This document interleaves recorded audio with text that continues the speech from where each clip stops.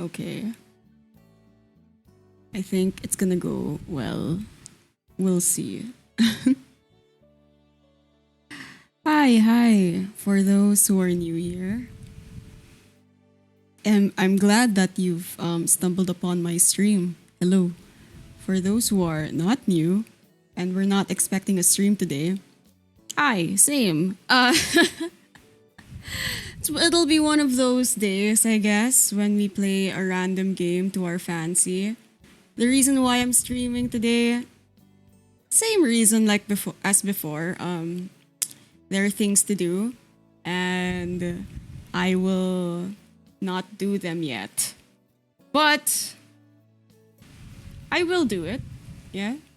I just need to. I just need to do something fun before I tackle it, so that it all goes smoothly. So yes, that's pretty much it for this awkward intro. Hi. Uh, how did I find out about this game?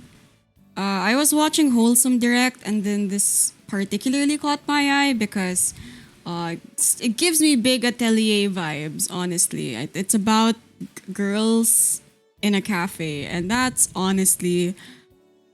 enough for me to sign up for it. So this is the demo of Please Be Happy. I don't quite know actually who the developers are. I haven't super checked it out. I just downloaded the demo. I'll look into it later. But yeah. Shall we? Shall we get into it? I wonder what Wellington will be like. Beef Wellington? Fog settled over the forest, far from the villages and towns, and with it came silence. Ooh, wow, that's cute. They have a music tab. Birch trees shivered, pondering the weather, and dropped their leaves in fright. Streams bubbled, unseen by man, and babbled like the birds in the trees. In the middle of the forest was a grove, and in the middle of that grove was a log. It had been years since it had fallen, once one of the proudest trees around, and now in death was home to an abundance of life. A line of frantic ants ran to and fro, mushrooms, cloud-like and pillowy, sprouted across one side like a footpath for fairies. Nearby, an old toad flopped contentedly in the mud. And inside the deep, damp hollow of the tree, something slept. A traveler strolled into the grove. Their steps were slow and tired, and they spotted the log with relief, like greeting an old friend. Weary from the day's journey, the traveler sat down to take a rest. Whoosh! With the scrabbling of nails on rotten wood, a shadow bolted from inside the log to the tall grass nearby. The traveler watched the brush rustle as a faint patch of red appeared within. Hello there, friend. I didn't mean to disturb you. They held their hand towards the grass, offering a piece of dried fish. What are we talking to? At first, there was no reaction, and then... First, a snout appeared, quivering as it tested the air. Then followed the rest of the fox, sleek and tawny, as she took several slow steps forward. Her amber eyes were alight with mistrust, but also with wild curiosity. The stranger sat unfazed, their offering still outstretched. They dared to meet the fox's eyes, and in that glance felt something kindred. Oh, like most furries. As the fox closed her jaws around the gift, a bond was made. Maybe we aren't so different, you and I. The traveler returned the next day and the day after that. Each day, they brought some treat for their new friend. Each day, the fox's steps grew a little more trusting. One day, when the traveler arrived, the fox was sitting in the clearing, waiting patiently. Hello, my friend. Have you been waiting long? Oh. The fox peered up at the traveler. Her amber eyes were warm and trusting. She accepted her gift of meat, not gnawing at it at the traveler's feet then and there.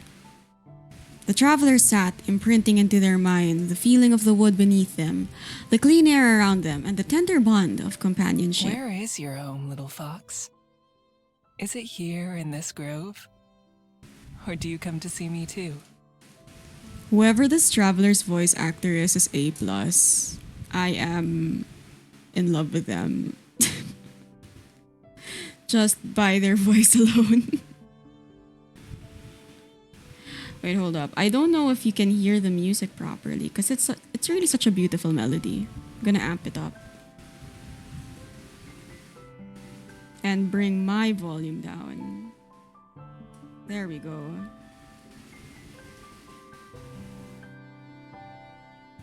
There we go. Hopefully that's like a respectable audio level.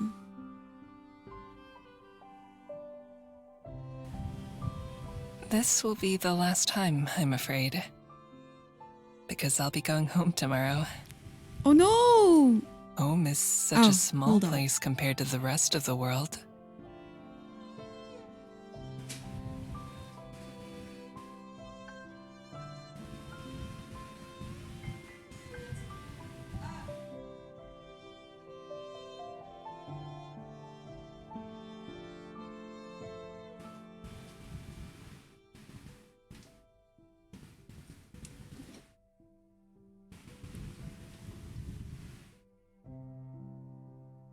Yet, it's someplace I can't wait to return to.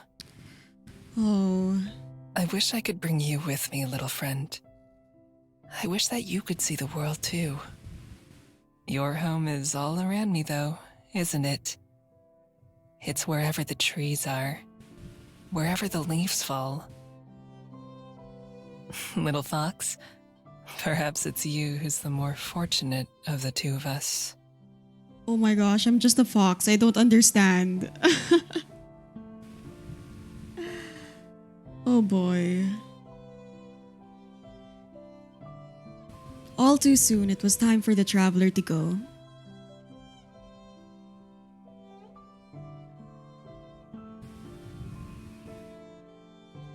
As they bade goodbye to the forest and to the fox, they knew that they would not return, but that they would carry the memories with them always. The next day, the fox was sitting in the clearing, waiting patiently. Oh, and the fox just kept waiting the entire time. We've now docked at Wellington Skyport. Ooh. Thank you for flying with Kiwi Airlines, and we hope to see you again. The intercom's announcement is muffled in the closet where I'm hiding. The closet that I'm hiding. Just like the clatter of the seatbelts and the chattering of passengers getting ready to disembark. That's me? I'm such a cute fox. I really am. I wiggle around impatiently, sore from crouching in here for I don't even know how long it's been. Hours for sure. The last few minutes always feel like they take the longest. Oh, those are footsteps, I guess. A parade of footsteps begin to pass by outside my door. It's time. I listen carefully, waiting for a gap in the crowd. When it comes, I stand up and push the door open in a single movement.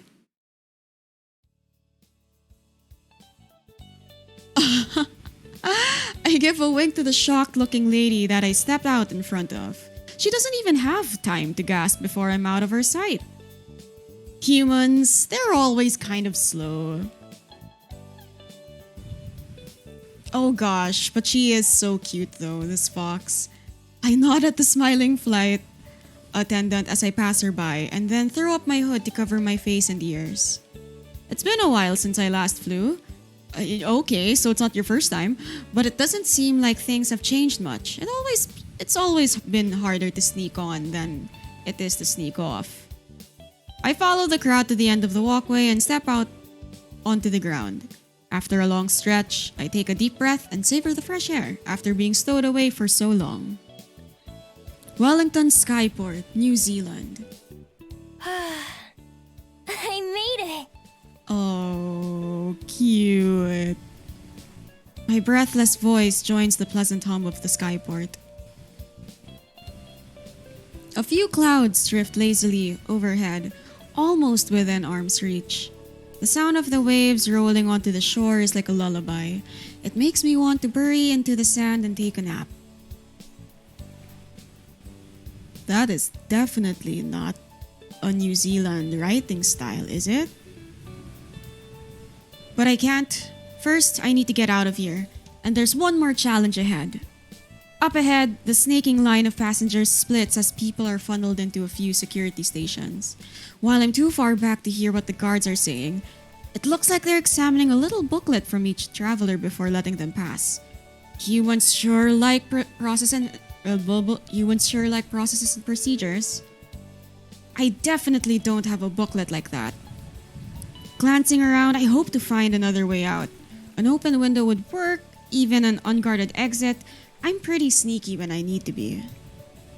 Well, you have a very trendy look to yourself, actually, Miho, so I don't know if you can sneak away as easily as you think.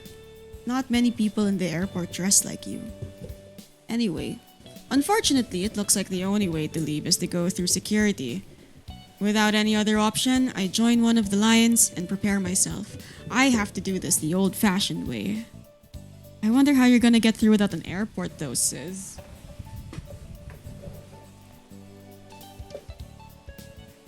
But I guess we'll see. The lines move briskly as passengers are cleared one after the other, and I'm almost at the front of the queue before I know it. As the passenger in front of me approaches the booth, I listen closely. Good afternoon. Passport, please. Right here. It's good to be home. I'm sure. Welcome back. He stamps something in the man's booklet and then hands it back to him. And he continues on out of the skyport. Next. It's cool that they call it skyport and not airport. Maybe it's a cultural difference thing. That's me. I don't know what they do to people without any papers, but I don't want to find out. I'm sure it involves lots of questions, being escorted around and other unpleasant stuff. Casually approaching the gate, I put on my brightest, friendliest smile, while keeping a slight distance. With my breathing steady and tail calm, I'm sure I put on a convincing act. Passport, please. Of course. I fumble around in my pockets, pretending to look for my passport. Instead, I grab the useless, clunky phone that I've been carrying around and let it clatter to the ground at the guard's feet. As expected, he bends down to retrieve it for me. Oh, let me get that for you. Oh god. I knew it! And I make a run for it, bolting ahead and rushing past the security booths as quickly as I can. Hey, you wait! Oh my god, dude. She's a criminal now. Stop! Oh, I am also stressed, guard. By the time they realized what's happened, I already have a few seconds head start. My inhuman speed combined with the natural chaos of the skyport should also buy me a bit of time. Wow, we are truly just making a run for it, man. Still, I've got to get them off my tail. Oh, are we running throughout the entire New Zealand on foot? Is New Zealand that small? Or are people just like inhuman with their walking here? Alright. Where shall we go?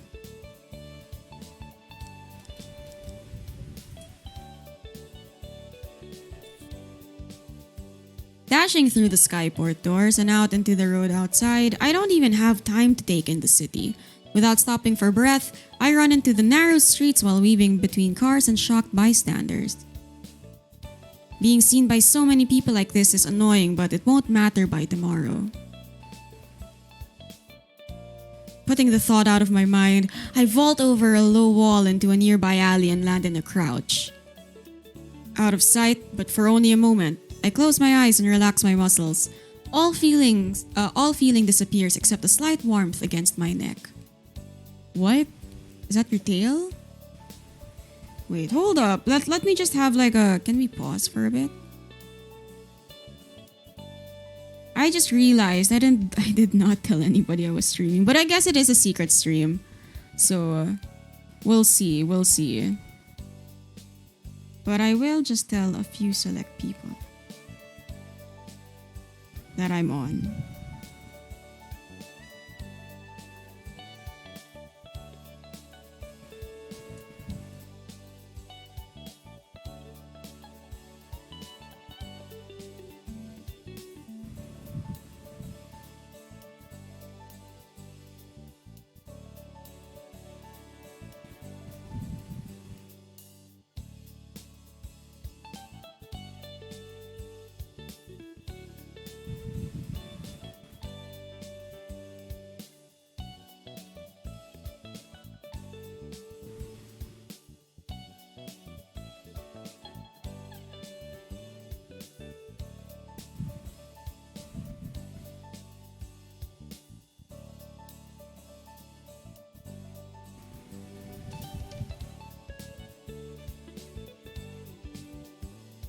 Okay, that's enough.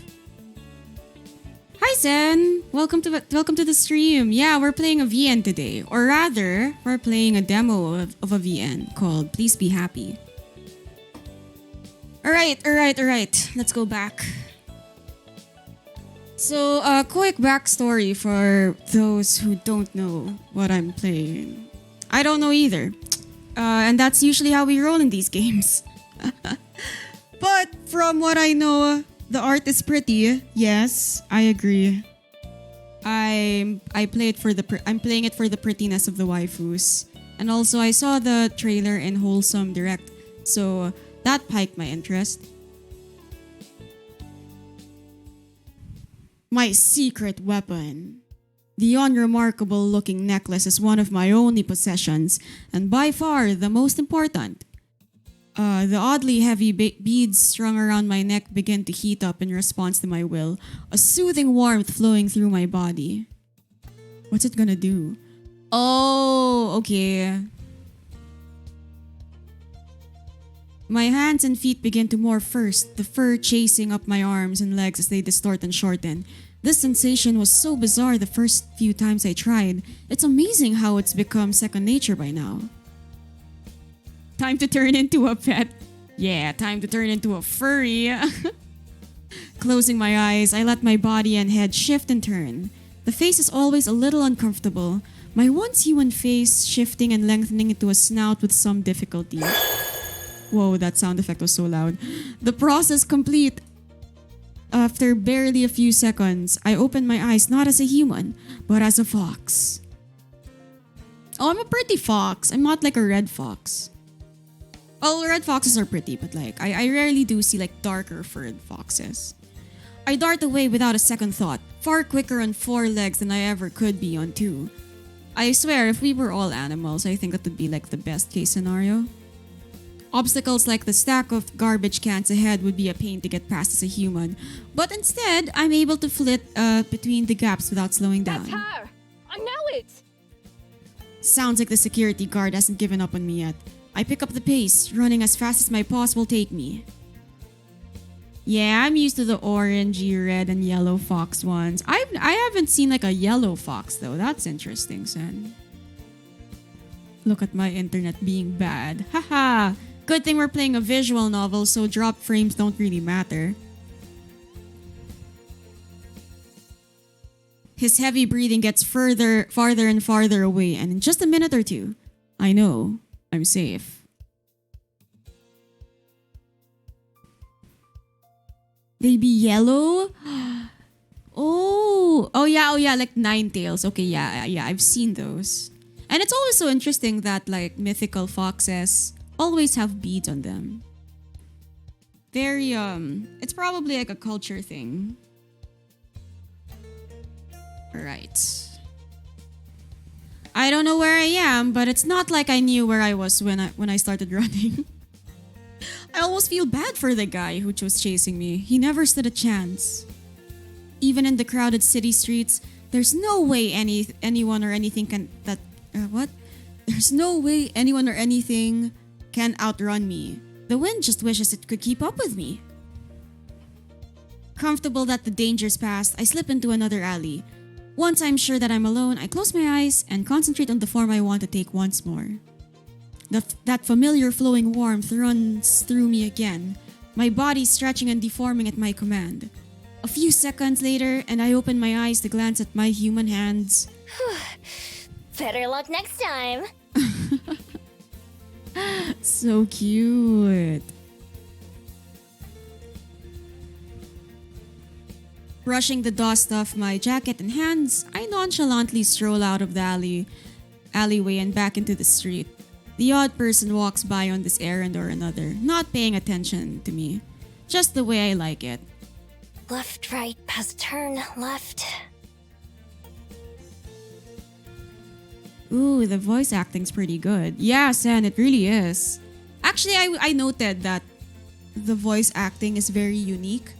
I really enjoy the cadence they use so far. To be fair, I've only heard two voices, like an extra character at the start, and we've heard four, like the two guards, the first character, and then this main character. But so far, everyone's pretty solid. When I decided to make the journey to Wellington, it was pretty impulsive. I'd overheard another pair of travelers talking about it and how beautiful a city it is. With a moment now to take in the scenery, I can see they weren't wrong. The streets around here seem like a mix of homes and businesses. Everything is colorful, and even the brick walls are covered in pictures and paint. It's really... I feel like they're gonna explain it, but I'm still kind of confused as to why we're used to shifting forms. I honestly thought we were just a regular old fox. Because she kind of implied that this isn't her first time flying. So like, where did she go as a fox? For what purpose did she go somewhere? In the distance, I can see green hills that are lined with houses, as well as green hills that are completely empty. There are a lot of hills, now that I look around some. I smell mystery. Yes, truly. And I'm excited, but you know what I'm more excited for? When will we meet the girls we can date? I think we can date the girls.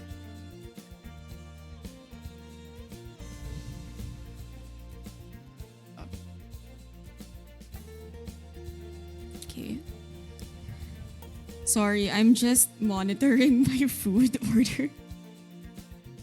I feel like today, I need a little bit more of a pick-me-up, so I ordered food. And it's almost here. I almost have my nuggies. My vegan chicken nuggies. Anyway, in the distance, there are so many hills.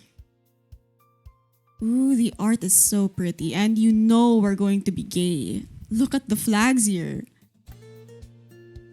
Completely understandable. Thank you so much, Sen, for understanding. From just a few streets away, the sound of pedestrians and busy intersections floats my way. I head in its direction, taking shortcuts through yards and driveways when it's convenient. In one lawn, a big dog growls at me as I walk past. But when I transform and growl right back, he tucks his tail and runs away. You didn't have to, man. You could just let the dog be. Oh, but it would be so nice to visit New Zealand. It must be such a pretty country.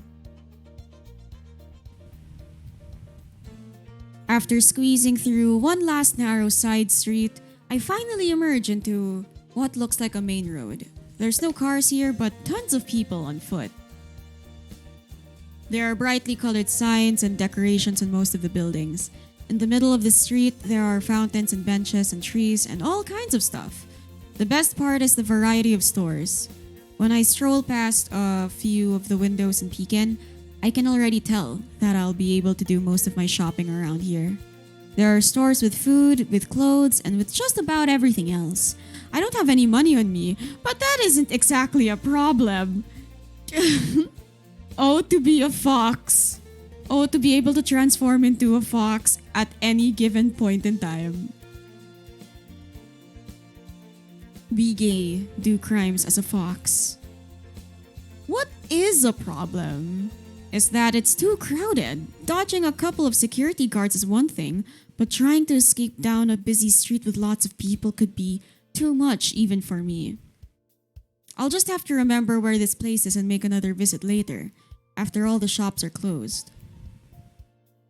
Then, a man in a bright coat hurries past me, talking loudly on his phone in a language I don't recognize.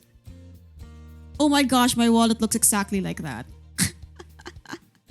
He's so distracted that he doesn't even notice when his wallet falls out of his pocket and onto the sidewalk. I noticed, of course. Do you see the glint in her eye?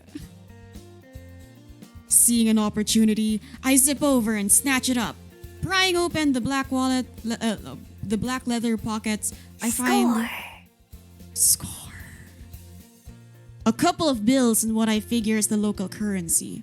I slide the money out and into a pocket of my jacket. By now, the man is so far ahead that he's almost out of sight. I have to hurry to catch up to him to give him back his wallet.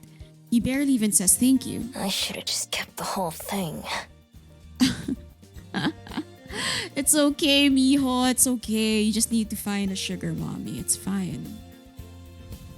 It's only fair that I get a little something for myself since it's not like he would have ever gotten it back without me.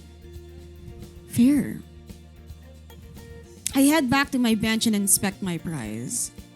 Dude, you only got what? $15? But then again, what's $15, right? I mean, that's probably a lot. I don't really know. A blue bill and a brown one. These feel sturdy, nothing like the paper I expected.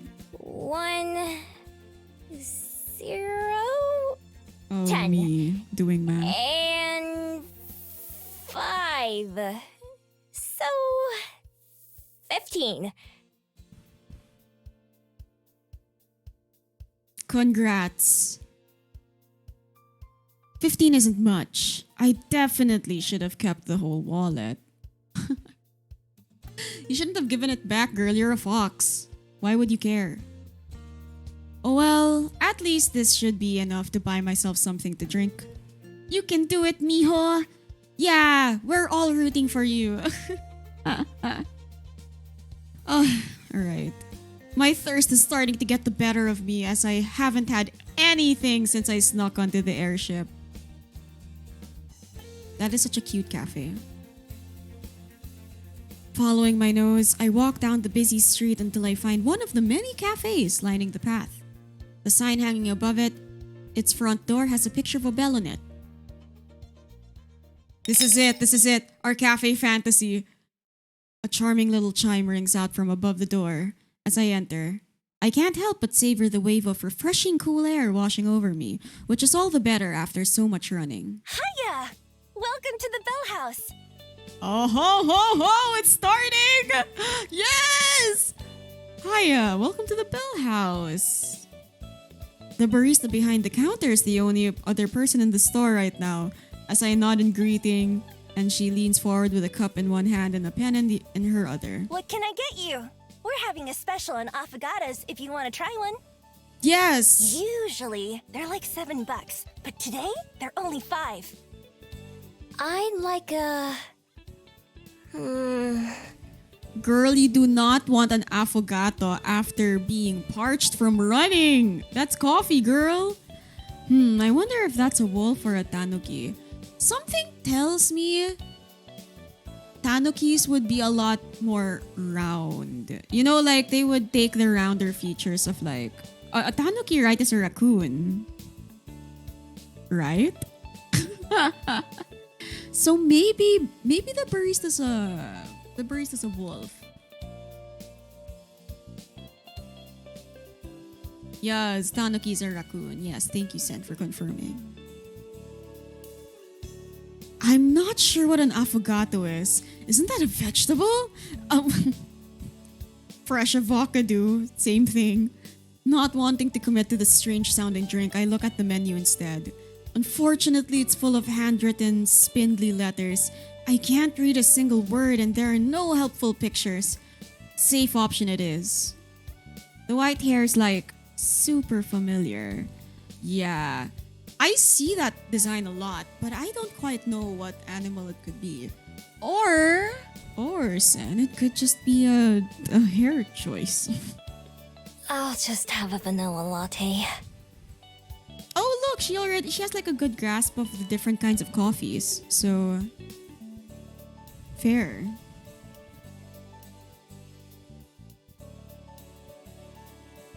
Ugh, boring. But okay. Name? Could be a burb. Yeah, that's true. She could. Oh, she could be a burb. Particularly like, you know, the fat brown and white burbs. I mean, we have the Maya birds, but like, I know in other countries there are like fatter cousins of the Maya birds. Miho. It's my first time testing out how that name sounds, and I decided that I like it. I decided on the airship that was the name I would use here in Wellington. I've used so many names throughout my life that I can't remember most of them. For each new city that I visit, I come up with something new. Foxes don't have any use for names, so nobody ever gave me one. She scribbles something on the cup with a black marker. If that's how this name looks, then I'm even more pleased with it. If you're familiar with Princess Tutu, it reminds me of Princess Tutu in Swan Ballet mode. Oh, that's true. She has the little tufts. She could be a duck. She could be a duck. Man, I love Princess Tutu. 450, please.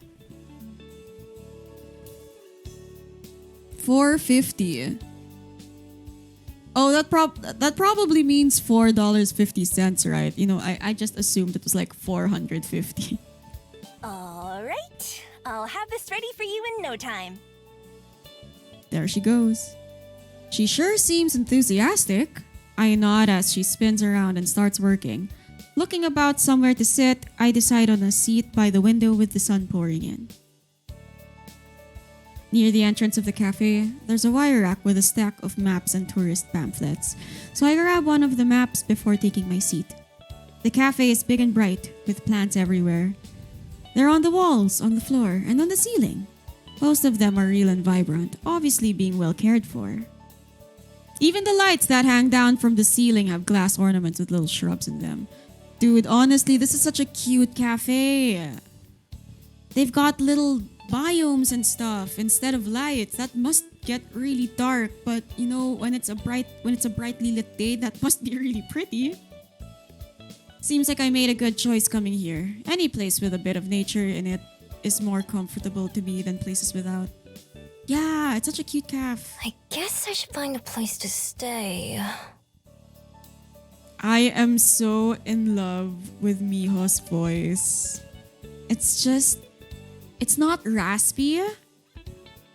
It's just very, you know, like a little husky. I love women. Looking down to the map I took, I traced the path I made from the port to this cafe. It's useful, but it doesn't really tell me anything helpful about the houses in particular. I'll need to find a higher vantage point. I move my finger along the hills I notice from the outside, following the little brown path to a patch of green with a little mountain icon. That should work for now. Miho! My ears perk up, and right as the barista arrives and places my drink in front of me. Actually, it kinda... So far, what it feels like is that she's trying to hide her identity as a fox, but I'm surprised the barista isn't really, what do you call this? She's not particularly disturbed by the fact that she has fox ears. Maybe she thinks they're fake. Maybe. We'll see. But her ears though, yeah, that's exactly why I said. Like, I feel like there's something up. Or maybe the barista was just like, oh, it's one of them, you know. Yeah, maybe she thinks like it's cosplay. Thanks! I reach over and take the warm cup in my hand, but the barista doesn't let go? You ready for the rain tomorrow? Huh? It's gonna rain tomorrow. That's weird. Is that flirting? I glance behind me out the window. It's a sunny and blue as it's English. It's as sunny and blue a day as I've ever seen. How do you know that? There aren't any clouds out there. I'm just good with the weather. Anyway, If you forget, then you'll be sorry. That's so sus. That's so sus. Really. I agree, Sen. What animal can tell the weather? Actually, I assume most animals can tell the weather because of like their heightened senses. But whack, she's probably a bird. She really is. She finally lets go of my drink and heads back behind the counter. Well, that was weird. People are weird. Does the barista pull that on everyone? Standing on the doorstep, I have my first sip. Oh, this is really good. Oh, we love a talented barista who's good with the weather. It's pretty plain but well made. The coffee isn't too bitter, which is perfect for me. With a moment to myself, my thoughts turn inward as I sip the warm drink. That's a traditional Korean garb, right? That's that's not that's not Japanese. This is Korean.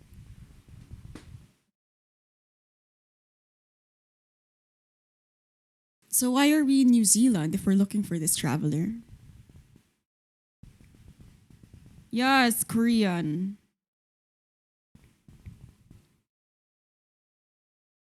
I'd been itching for a change of scenery anyway, so I boarded. Well, snuck in onto the first airship that I could. The best part about owning nothing but the clothes on my back is that I can pick up and leave whenever I feel like it. Fair. I like that little watercolor transition. I take a moment to get my bearings and look around. I see a tired looking person shuffling along the far footpath with a briefcase in their hand. They stop outside one of the buildings, take a deep breath, and pat their face a couple of times, then go inside. They must not be looking forward to whatever's going to happen in there. Maybe they have to fight someone. Through the large glass windows of another store, a fawn is trying on a pair of shoes, but they don't seem to fit her hooves. The people waiting with her look annoyed. Oh, I think they're all animal people. I wonder if she fusses around with her footwear a lot. For a while, I simply let the day roll by and watch the various figures who stroll by. People watching is fun, especially in a busy city. Eventually, I go to sip my coffee, only to find nothing coming out. With no more reason to stick around, it's time to go. On the sunlit street, I look about to match what I can with the map's directions. There's a tall green mountain in the distance ahead of me, which must be the one on the map. It'll be the perfect vantage point for the city. Ideally, I'll find an empty building I can crash in, but it's not necessary. A roof over my head would be nice, but I'm plenty used to sleeping outside under the stars.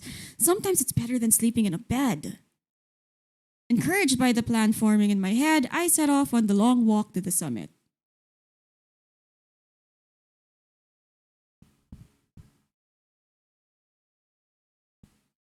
Alright, we're just going one. We're really traveling far. But I guess it's because we're a fox that we have higher stamina than most. Yes, we are on Google Maps. Yes, we are. I really like these little cloud details on the side. Can I just say? It really adds like a lot of whimsical feel to an otherwise very modern layout. That's what this is. It's the menu tab. Anyway. Let's go. Let's go.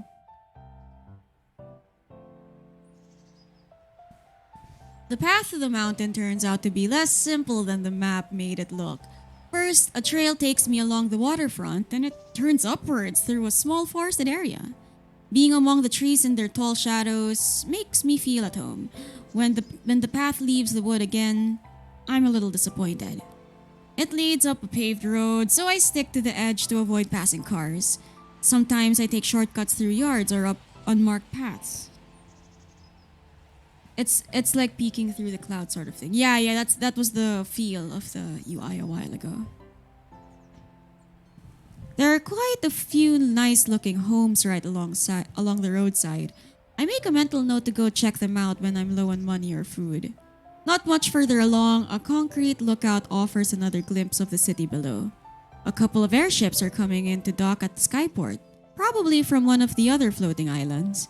Floating islands? I wonder if this is just like Fox speak, or if this is actually like a magical realism land that just happens to have like modern conventions. There's still a ways to go to the top of the mountain, but luckily the walk has been easy so far. I wouldn't even consider it a hike. Oh, sana all. Eventually, I reach the final stretch of road. I can see where it curves ahead to the summit, and I hurry to the end. Oh, that is so pretty. It would be so nice to go to New Zealand. Imagine just having a bridge that overlooks a view that looks like that. What a concept. I go up a footbridge and I'm in danger of getting mugged here. A metal railing spreads out like a crown on top of the mountain. As I go to toss up my empty cup away, a pair of chatting tourists pass me by. How far is it from here? Oh, about an hour from the base of Mount Victoria, so a bit further from here. Mount Victoria. I'm glad to know what this place is called. I say the name out loud to help commit it to memory. Standing at the edge, I'm treated to a wonderful view of Wellington. The city forms a crescent moon shape around the bay, which glitters like a sapphire from up here. The sun is starting to set, and that makes the water even more shimmery. Even more airships can be seen coming and going. I think that I can even see the edge of the floating island we're on, miles out in the open sky. I survey the city, using the skyport as a reference point. From up here, what felt like such a long chase really doesn't look far at all. If I strain my eyes, I think I can even see the coffee shop from earlier. What was it the person said it was called? The Bell House? It's kind of tough to make out the details. My hearing and sense of smell may be great, but my eyes aren't that much better than a human's. Then I notice something useful. Look! Is that our house? Wow, that kid is so energetic. Probably. What can you see from here? I see Dad's car! Damn, okay. Oh, hold up.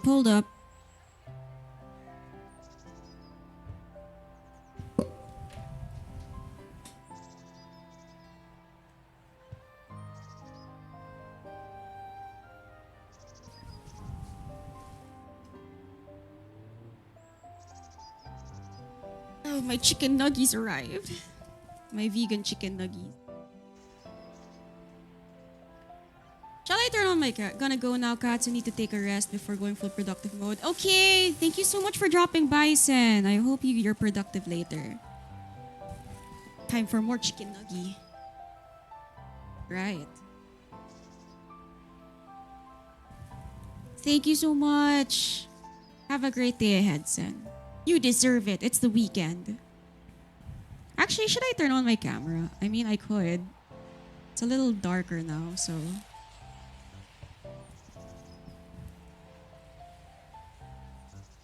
Hello. It is me. Now, I'm just gonna...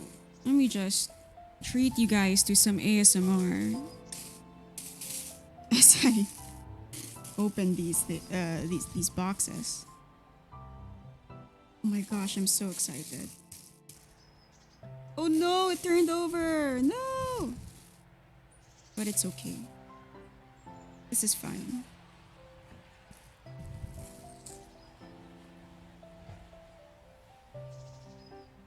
Alright. Chicken nuggies time.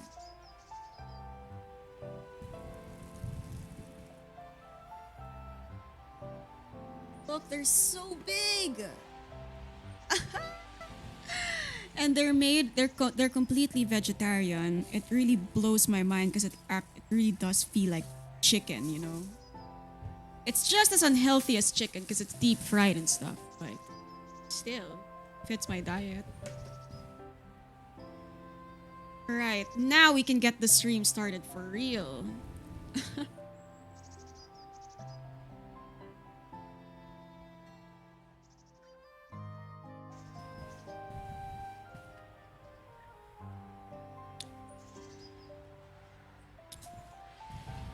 Alright, not too far away, there's a little kid who's using a pair of metal tubes attached to a post.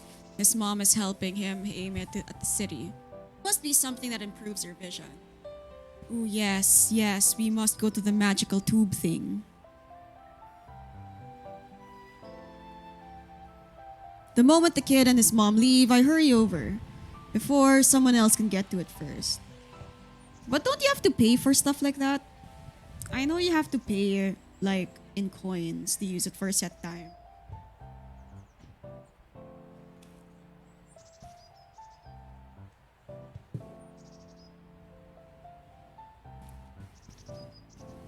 When I press my eyes to the same spot that the child did, all I can see is black. I knew it. You have to pay. I try moving it around, but it doesn't change. Is this thing busted?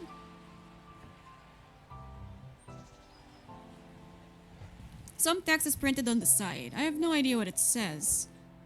There's a small slot though, with a picture of a coin next to it. Lucky for me, it's the coin that has a 50 on it. I put the coin that I received from the barista into the slot and spin a lever. The machine eats my coin, and then when I put my eyes on it again... Yes! So cute! Everything looks much closer now. Even the trees on the other side of the hill appear in crystal clear detail, like I'm standing right next to them. This is probably taken from Google Maps, yeah?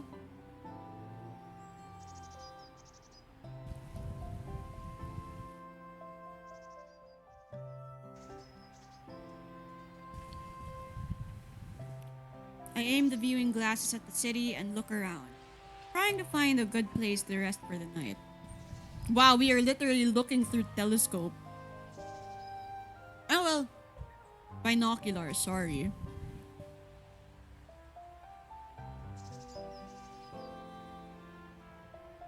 Houses are a no-go. Even if they look empty or abandoned, you can never let your guard down for a minute. Same with most shops. I don't have enough money for a hotel, and I won't risk sneaking into one of those either. As I'm studying the sights, trying to memorize as much as I can, there's a clicking sound, and once again, the view goes black. Stupid machine. I smack it a couple of times and check again, but I still can't see anything. Well, whatever.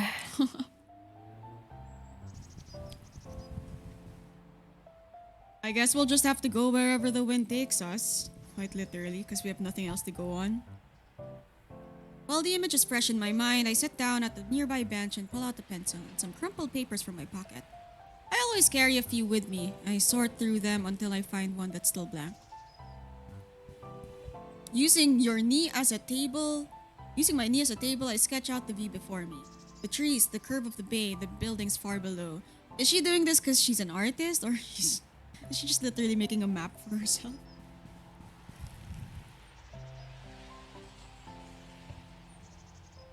You never know what information will be useful later. I add more details to my drawings of the bigger, more important buildings. Others are just represented with simple, rough squares. The view is pretty, that's for sure. Didn't really help much though.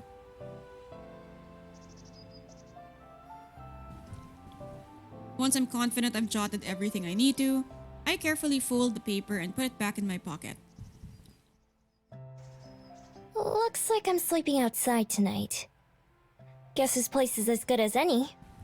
Well, technically she is a fox. She could just literally go anywhere she wants. Just pick like the nicest forest. Hey, where are we going? Isn't this still Mount Victoria though? There's nowhere else to go.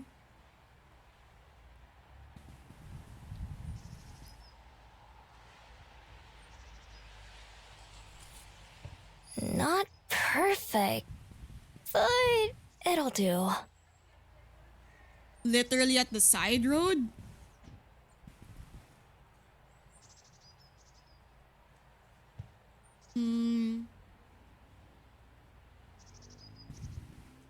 It's not exactly the wilderness, but just about everything around here seems citified to some extent.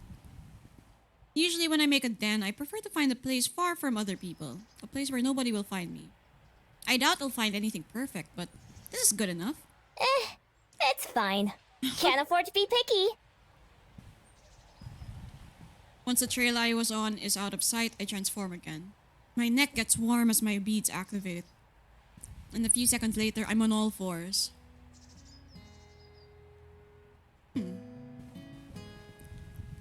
I will say the music is very, very pretty. This game. Props to the composer. As a fox, the sensations of nature are much stronger. The earth beneath my paws is cool and refreshing, and the breeze whips through my fur like a massage. I hurry down a hill covered in grass so tall that it reaches way over my head. I can smell fresh water and follow the scent to a small stream where I'm able to parch my thirst. It's just as satisfying as the drink I got at that cafe, but in a different way. And being able to slurp up water is way more enjoyable than having to use a straw or worse, one of those lids with the tiny holes. Oh, that's me all the time. I always remove the lid. For a little while, I follow my nose to some berries and some edible plants that'll do for a snack. Unfortunately, unlike water, foraging is never as satisfying as eating human food. If I want a real meal tonight, then I should pick up the pace before it gets too late. Still, I want to get this done now, while there's still daylight. I keep close to the stream and search for a place where the ground is soft. Before too long, I find a promising area, a small valley with hills on most sides and thick foliage on the others. I'm still close enough to civilization to hear cars and other city noise, but the area I'm in doesn't seem like it gets visited very often. At the very least, it doesn't really smell like people. The spot that I settle on is a nice mound of earth near the edge of the woods, partially hidden by a tall tree with low-hanging leaves. Even if no one comes by, it makes me feel better knowing that I'll be out of sight. And so, I start to dig. My claws rip away the dirt as I burrow downwards, widening the tunnel just enough for my sleek frame to fit.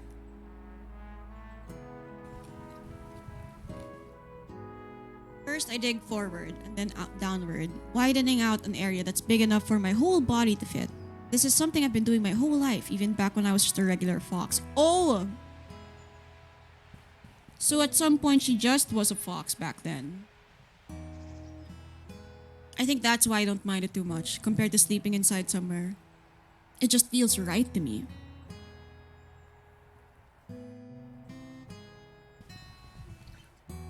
It takes a little while, and by the time I'm finally finished, the first few stars have started to peek out from the sky. I shake myself clean of the dirt that's stuck to my coat, then transform back into human form. Spread this here, a couple of branches here, some leaves there. I walk around the valley a bit, checking from different angles. Not bad for just an afternoon's work. If you weren't looking for it, I don't think you'd ever notice anything out of place. All that digging has made me work up an appetite, and not the kind that'll be satisfied with just a few berries. Ugh, I'm so hungry. I haven't had a real meal since yesterday. Oh no. My stomach rumbles painfully. I've been so busy since arriving here in Wellington that I kind of forgot just how hungry I was. I'll grab some human food back in town. Casting one last glance at my afternoon's work, I set off towards the city. Work never ends. Time to get some food! Literally my mood right now. I'm a bit disappointed when I finally get back to the busy street from before. I was hoping that it would be emptier now, and that all of the stores would be closed. Turns out I was half right. A lot of shops have gone dark for the evening, but there are just as many people walking around now as there were earlier. In fact, there might be even more. The patio of a restaurant has a bunch of tables full. A mermaid is sitting in the fountain I sat by earlier, chatting with Cyclops. Oh, I think we really are in like a modern fantasy land.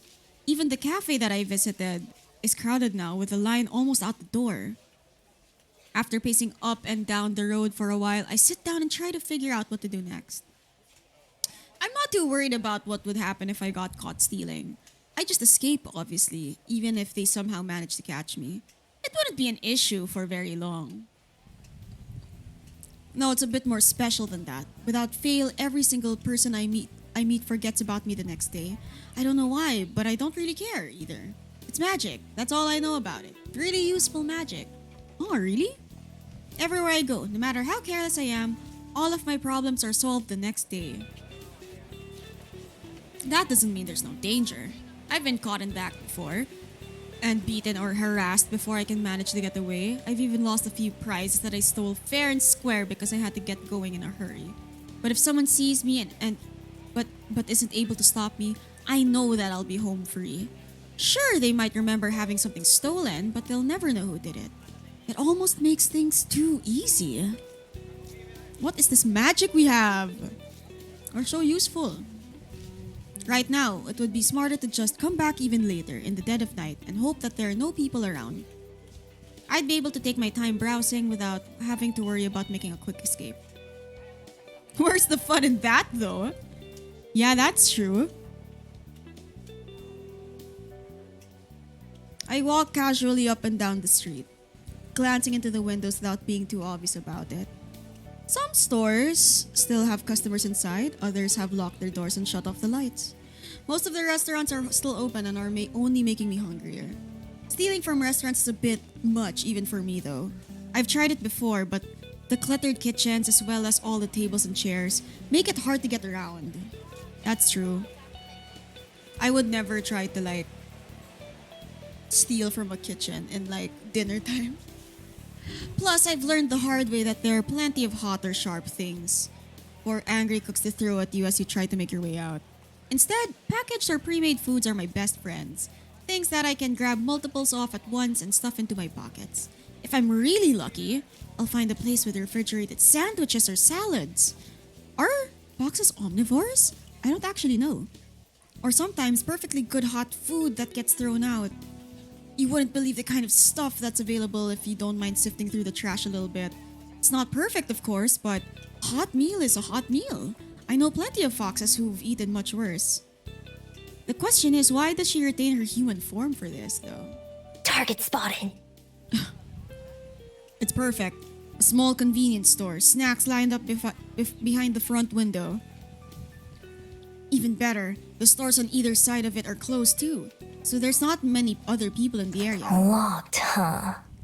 Not surprising.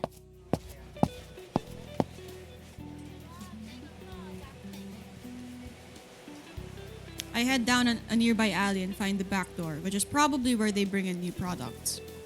The alleyway is dark to begin with, and my dark clothes help me hide even better.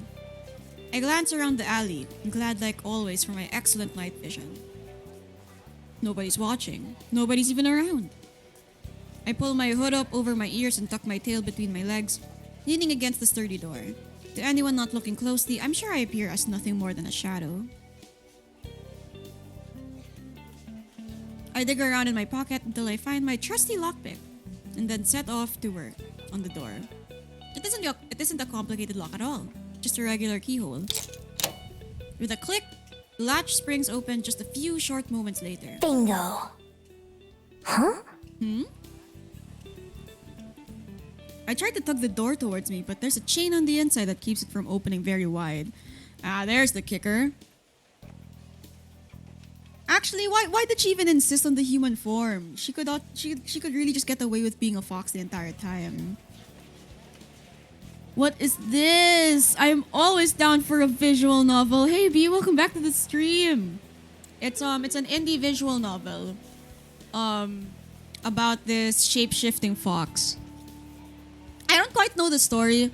Honestly, I just saw the trailer of this in Wholesome Direct, and I thought, the girls are pretty and you can date them as a girl. So, I'm playing it. We're playing the demo right now, though, and I do feel like we're going through a very, very lengthy intro because we haven't picked anything yet. First, I slink away for a bit, idling on the nearby streets like a regular pedestrian. I wait to see if anyone shows up just in case I triggered a silent security system. After about 10 minutes, I decide it's safe.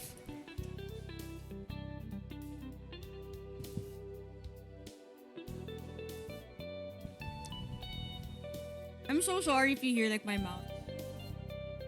Consider it ASMR instead, I guess. I transform under cover of darkness in the alley and slip into the building before transforming back. The shop isn't very big, and the receiving area is just a small hallway with a few boxes of soda and candy bars on the floor. I grab a couple of my favorites and shove them into my pocket. When I creep into the main area, I make sure to stay low to the ground, trying to avoid being seen from the outside. I understand the hunger. It's that time. It's that time. I'm not exactly hidden, but as long as I don't stand up, I shouldn't attract anyone's attention. I move fast, cramming as much into my coat as I can. Cookies, protein bars, popcorn, I'm not very picky. The visuals are so nice, makes the scenes very dynamic. Yeah, the art is super pretty. Very, very pretty. I thought it was a Japanese visual novel developer that made this, but turns out it's indie. When my coat starts to feel pretty heavy, I grab a plastic bag from behind the counter and transfer some of my loot into there.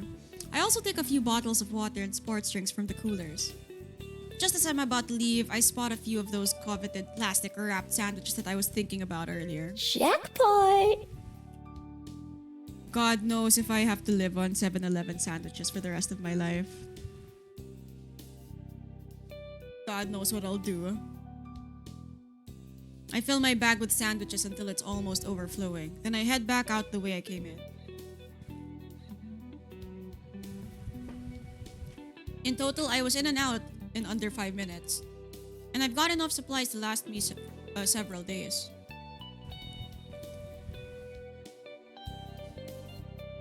When I step into the alley, I glance around in both directions, making sure no one saw me emerge from the store. I don't see anyone, but my neck prickles as if someone is watching me. I sniff the air, but don't notice anything out of the ordinary. Nothing that wasn't there before. Still... Oh! Suddenly, there's a flap of wings, and a bat flutters past me from out of the shadows. It goes right over my head and disappears from sight. Up the street. Oh, that's it?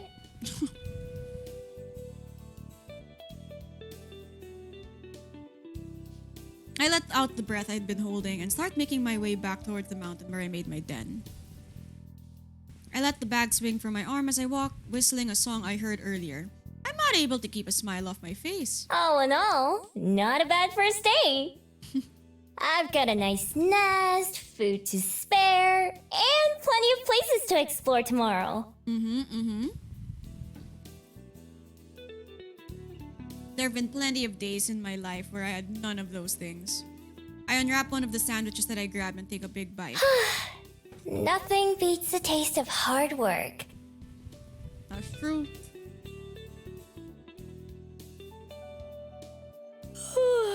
So tired. I'm gonna sleep so well tonight. Oyasumi, miho.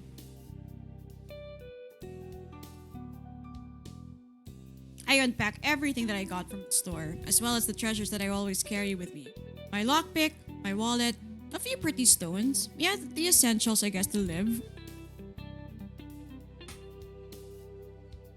The only thing that I leave in my jacket is a small scroll. Can't get that damaged or dirty. I change back into a fox and then dig another hole. Turns to my den. This one is much simpler and shallower. I bury some of the snacks that I stole before covering them back up with dirt. Not like anyone's gonna come by and swipe my things, but better safe than sorry. That's true, and you're living in wildland. It's not wildlands, but you know, among wildlife. I'm sure there are other animals that aren't just foxes there, like maybe dogs. I suppose when you live by yourself for a long time, you start talking to yourself. yeah, I guess like that's pretty much a thing. I was actually making cuento the other day that I feel like after streaming for so long, I can no longer play a game without talking to myself a little bit. Like I was trying to play a game on my own, not cameras are off, whatever.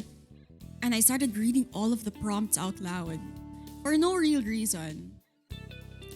It's just the curse of being alone. I stole this myself after all. Don't want it being stolen from me. Stuff like my pen and my favorite rock go into the burrow since I like having them close by.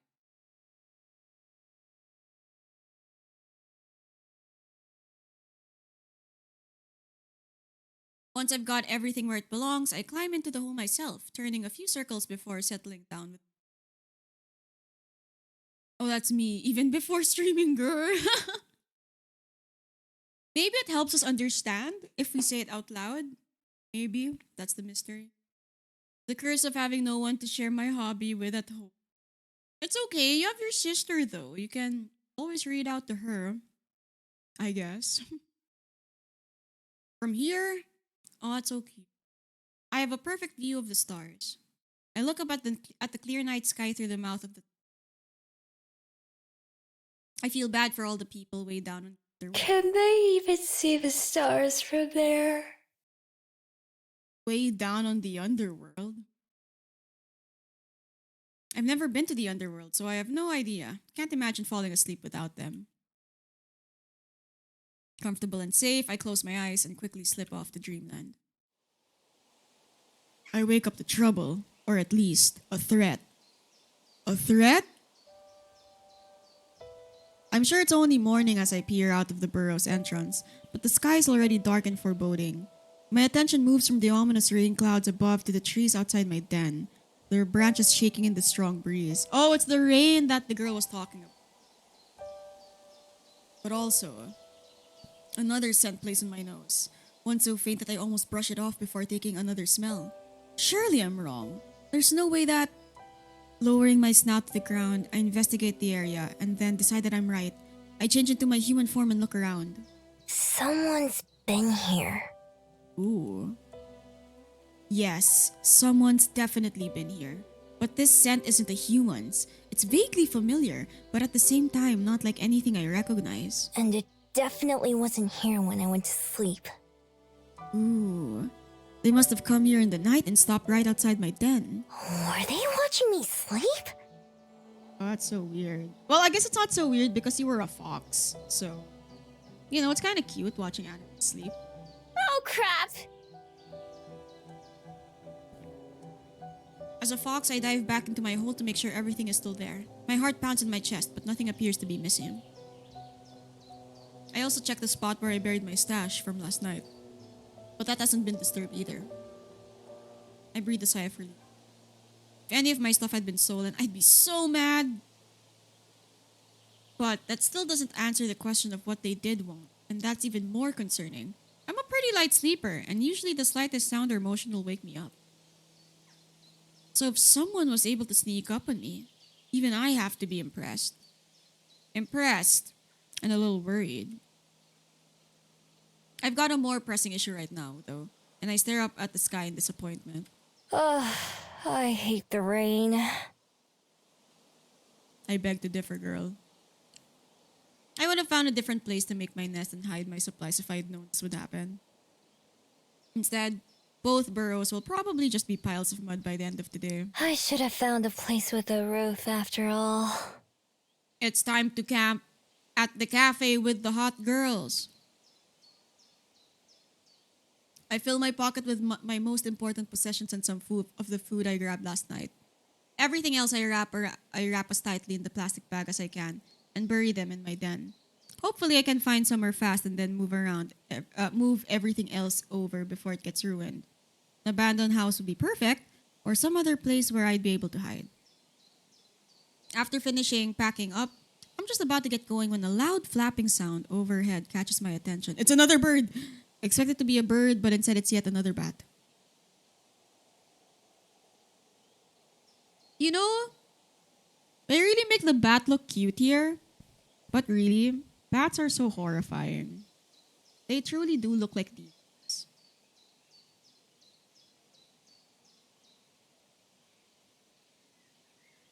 Some people say bats and foxes are similar. I don't see it. I watch it fly around for a little while before it takes off towards the city. Maybe it knows somewhere to stay. Guess I'll follow it for now. Why not? A couple of times it disappears between the trees or just too far ahead, but I always manage to catch back up. Eventually, we're out of the woods, back into civilization, where a car was just right past me. There's a sidewalk here and other people walking around.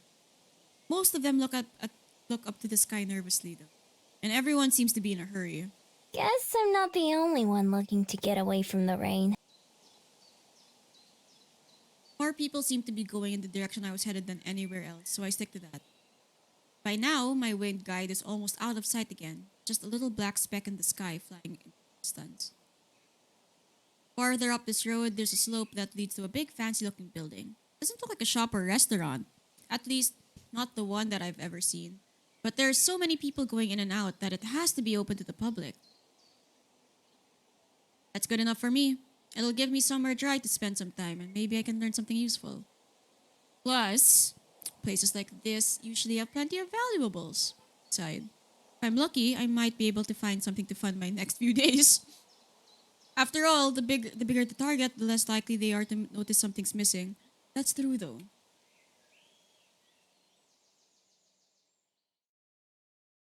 The sturdy oak door isn't as heavy as it looks, a firm push being enough to heave it open.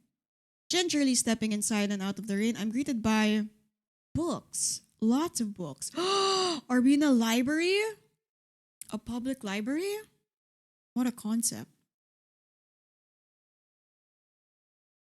Books on shelves, books on tables, books on the floor, books everywhere. This place even smells of musty old paper, and the dozen or so people inside are mostly leafing through pages in the aisle. The odd silence about the building is striking given how many are around. Doesn't look like a shop, so I assume this must be a library. I've heard of them, but I've never been in one. No point since I can't read and all. But it's warm and cozy and very dry, so it'll do just fine. There's a desk near the entrance with a computer on it that I assume would be where I checked in. It's unattended, which is good for me.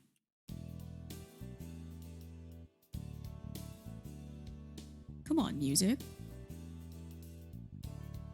I take a seat in an empty chair nearby and sit back just to observe a bit. Well, can we bring up the music, though? It'd be a shame if you guys can't hear it.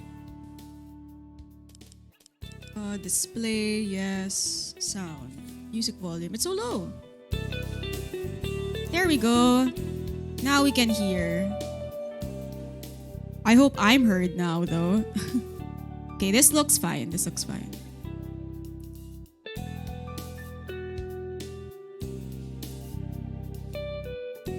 Okay, that's right.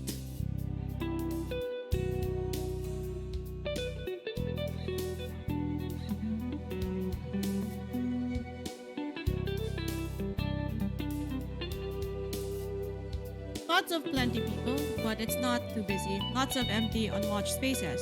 Most folks seem to be here alone or in small groups that keep to themselves.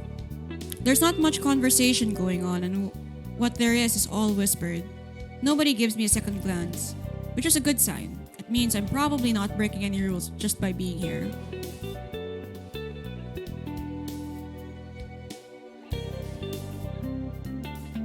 Behind the desk, there's a hallway leading deeper into the building, and I peek around the corner to see what's back there.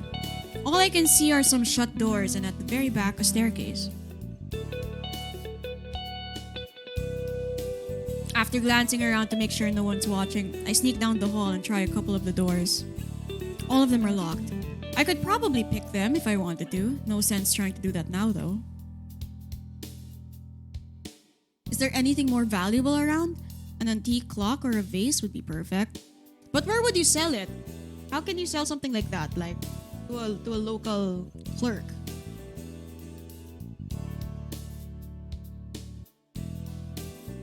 Sadly, it's almost all books.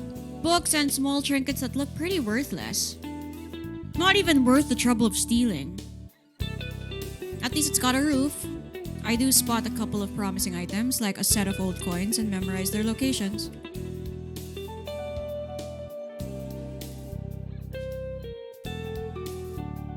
Where is the busty librarian? I wander back to the main area where I came in. Outside, it hasn't started raining yet, but it's only a matter of time. The wind is loud and gusty, and even opening the door is enough to make me shiver. If nothing else, I can probably wait out the rain. But, my poor abandoned snacks back at the den. What a waste. Can't do anything about it now, though. Should keep looking around.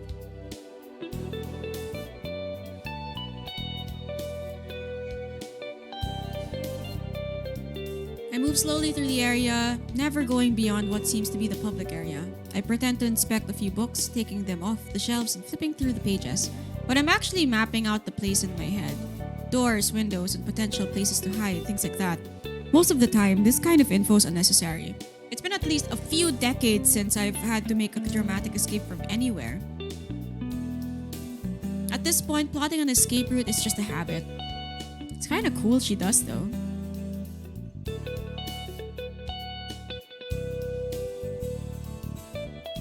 Overall, I like what I'm seeing. Even the locked doors and off-limited hallways. There are a lot of nooks and crannies that would make good hiding spots, especially as a fox.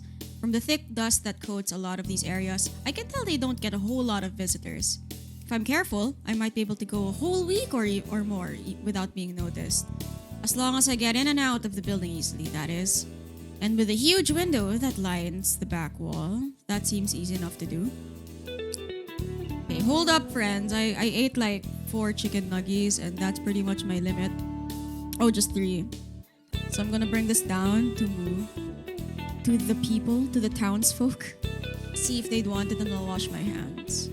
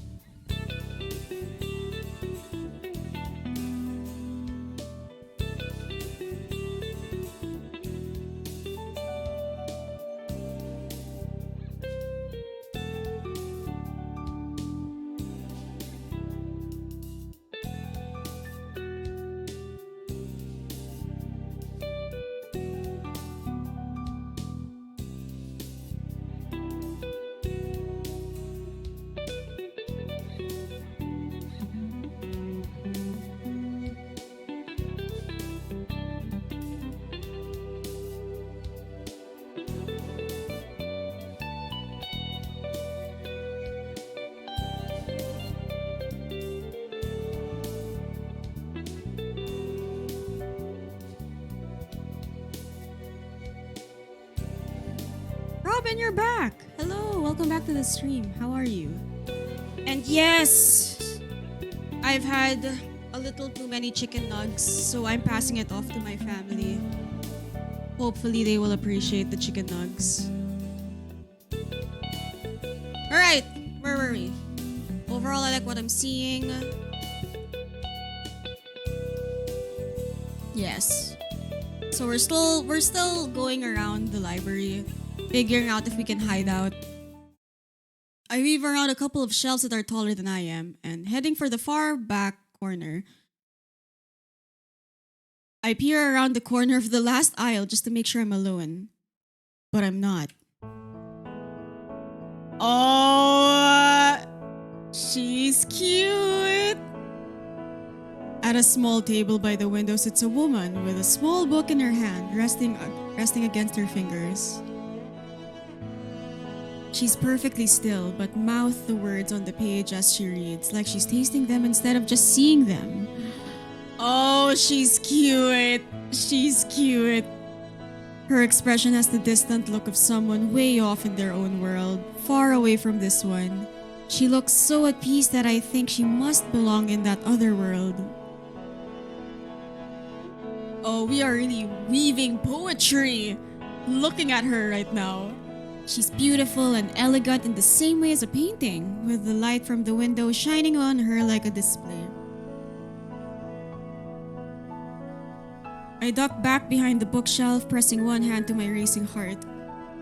My other bumps against one of the books on the shelf and it falls with a dusty thump. Oh, her voice is so good.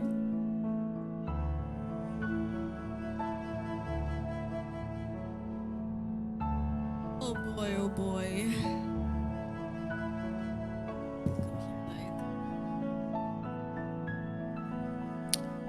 Cursing my clumsiness, I silently back away in case she decides to investigate, but she doesn't leave her chair. I suppose it's nothing. She's British! Or Australian. I think she's Australian. New Zealand? She turns and gazes out the window. At what? I don't know.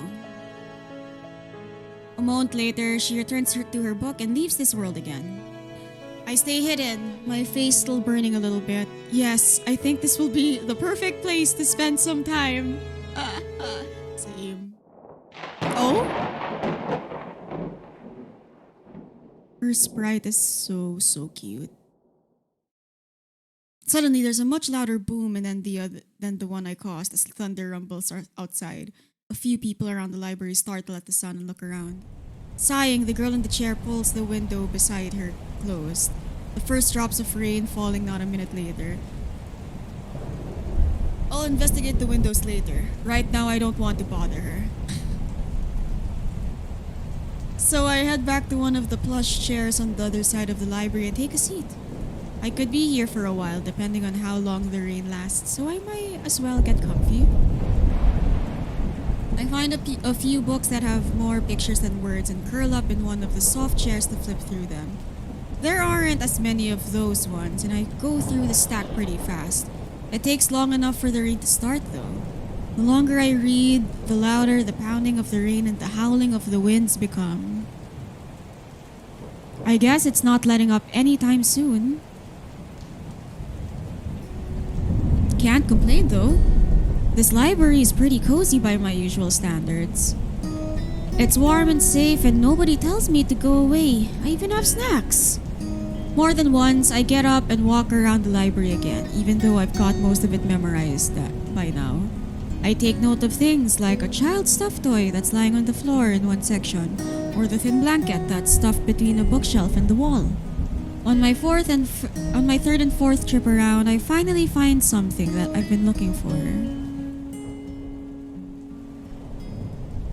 A portrait? In one of the far corners, totally opposite from where I saw the reading girl earlier, there's a single chair and a small table. On the wall nearby is a portrait. On the wall, the painting itself is of a girl with light brown hair, but I barely pay any attention to that. What I'm interested in is the frame. The frame? It's lovely. Looks like it might be made of gold, and it certainly shines like it. It's carved intricately into the shape of waves flowing up and down. It's gotta be worth something. Oh my god, is she planning to steal it? I pretend to not pay much attention to it as I make my way back to my table. There are too many other people around for me to be able to sneak it out. It's too big to fit under my jacket without being obvious. It's kind of a portrait lady. I understand why. That just means I'll have to come back some other time. Maybe once this place is closed. The hours pass and the storm continues. I'm kind of disappointed about losing a whole day, especially so soon after arriving, but it's not like I'm in any sort of hurry.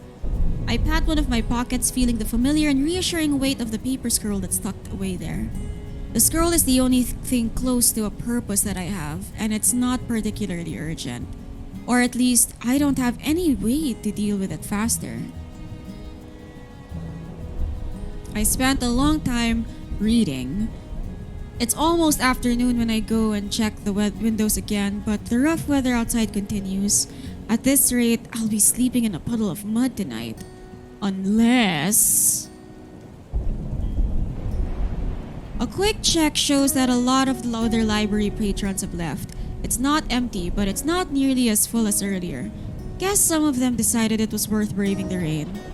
Looking as nonchalant as I can, I get up from my seat and pretend to browse again, slowly moving through the shelves.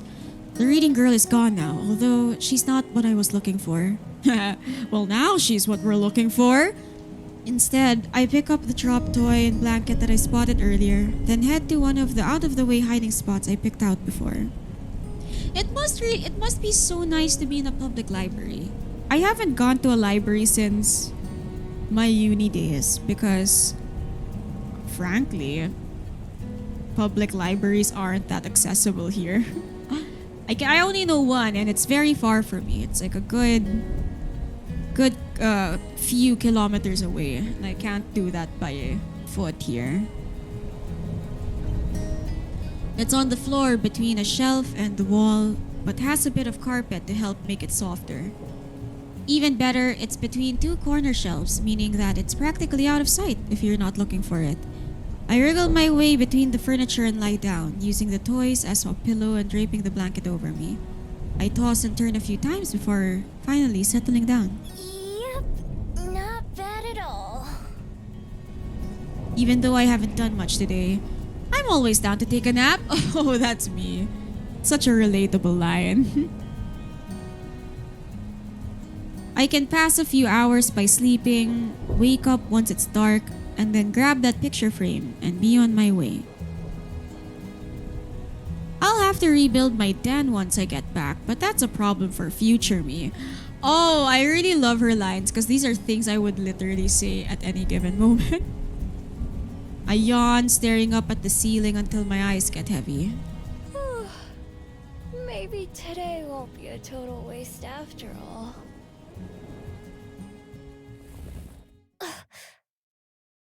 The soft sound of cloth rustling wakes me from a dreamless sleep. How did someone sneak up on me twice now? I only ever used my public library card once, but yeah, it was more it were more accessible. Yep, Robin, same. Uh, to be fair, I'm illiterate. I don't read books. I used to. I used to read a lot of books back then, but I guess if I were to go to a library now, it would be more for ambiance. I don't know how long it's been. The sky outside has darkened significantly and now stars twinkle outside the window. Hello? You're cute. Why don't I see the whole sprite? There's no time to react as the sound comes closer. I hear no footsteps, but suddenly a woman steps into view. Her clothes are pure white, making her stand out like a ghost in the dark library. Her cape rustles again as she reaches out towards one of the shelves. It's okay. It's okay. I got the sentiment. One of the shelves I'm hiding behind, to be precise. Gingerly, she moves two books to the side and then slides another book into the space she created. She handles them like precious treasures that might break if she's too rough. I stay perfectly still, afraid to even breathe in case she notices me. Oh, she's cute.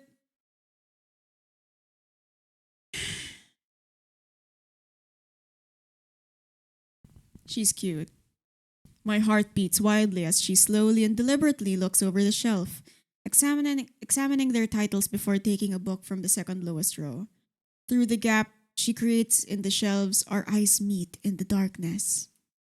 Oh no! I tense up as she steps around the shelving between us to get a better look at me, preparing myself to leap away if the need arises. The carefully memorized layout of the library flashes through my mind as I frantically plot the best way to flee. Even as I prepare my escape, I can see her taking in everything about me: the stolen blanket, the makeshift pillow, my generally disheveled appearance.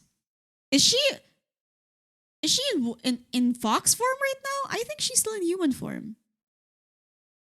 She opens her mouth, and I brace myself for the verbal attack that's sure to come. Hello there. Oh, and she sounds great. I love women. May I ask why you're sleeping on the floor? Keeper of memoirs?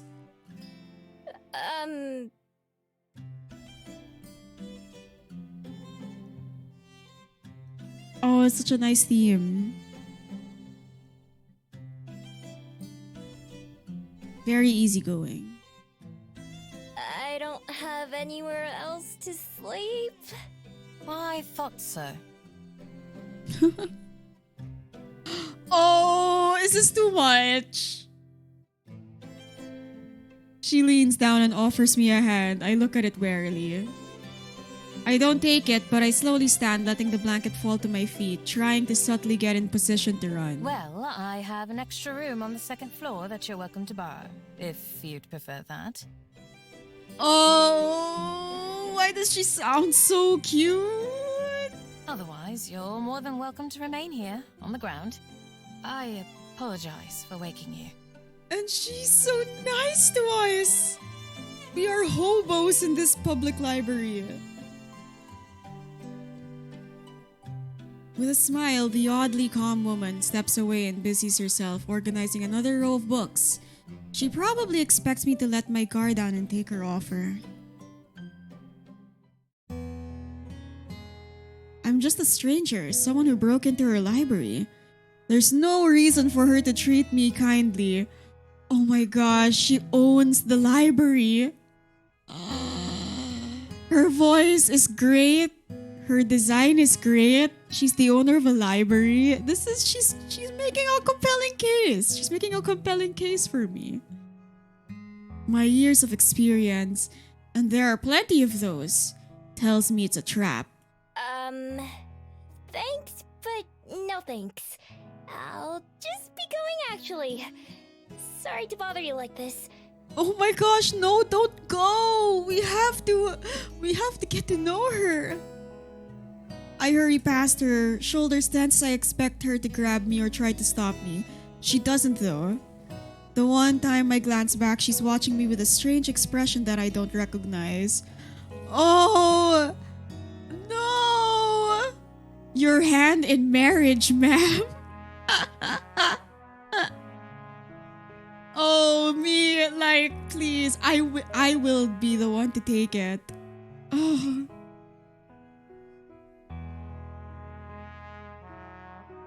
And the nice little horn sounds in this part of the music, so good. When I get outside and away from the library, I breathe a sigh of relief. Whew, that was close. I'm not falling for that one again. Again? I mean, what were you falling for, girl? You fell twice now. For the girl by the window and this librarian. Last time I let someone feel sorry for me and accepted a place to stay, I woke up to them trying to empty my wallet. I may be a thief, but at least I do it honestly. I wouldn't try to trick someone like that. Well, I guess that's as far as honesty goes when you're a thief. That wasn't the first time someone tried to fool me and take advantage of me either. Still, it's a shame to lose such a nice hiding place. Yeah! Maybe I'll give it a couple days for that woman to forget about me, and then try again. See, Well, I guess that's true because it's her power to make people forget about her. If she wasn't lying about there being an empty room on the second floor, then maybe I could sneak into there. She fell twice. Oh, this big gay. I love her. I'm wearing the Pride Month colors today in anticipation. I didn't know this would be like a that kind of game, but it is. The rain has stopped, although it's still cold and cloudy. My stomach grumbles since I haven't eaten anything other than snacks all day. Blech. Blah. I may as well get it over with and go check on the status of my den. Well, it could be worse. It's not as bad as I expected, which is a pleasant surprise. What's a little mine? It'll be just fine. Yeah, though.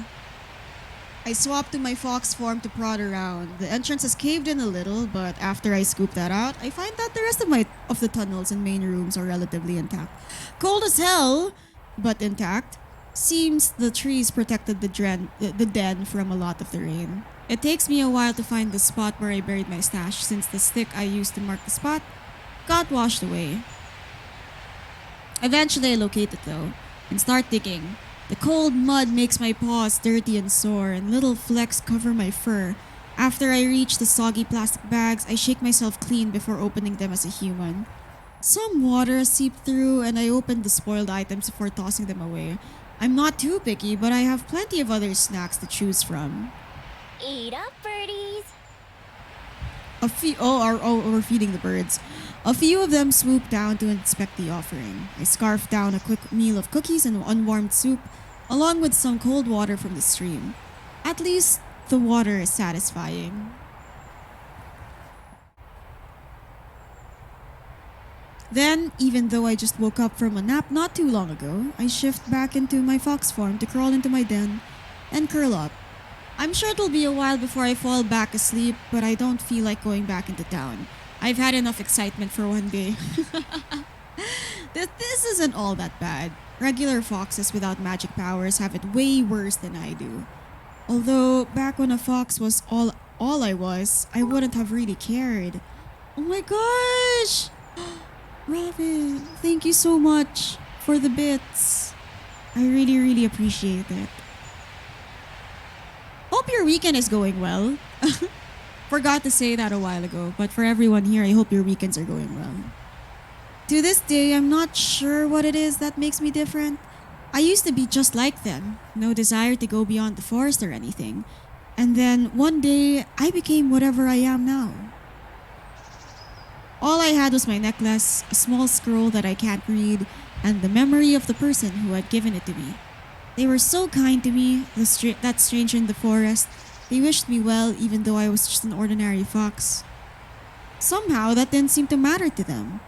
I never even knew their name, just their face and their voice. But I know that I'll recognize them when I see them again. It's just a matter of finding them. So since then, I've been looking and surviving. Looking for them is what keeps me going. It's enough to live for. If I wasn't, I don't know what I'd be doing. I guess I'd just be surviving.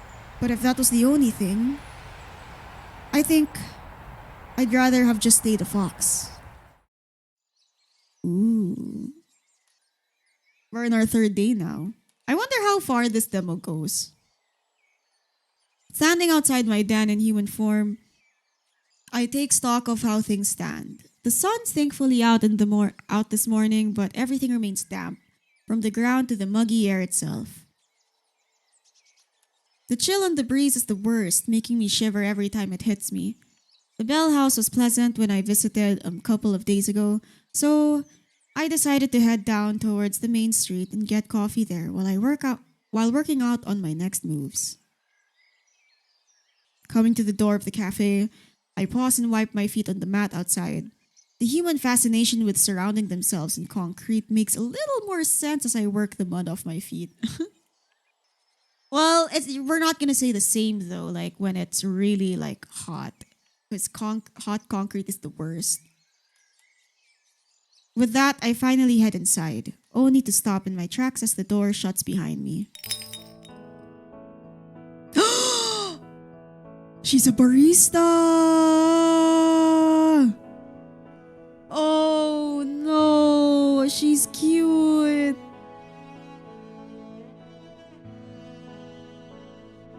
Oh no.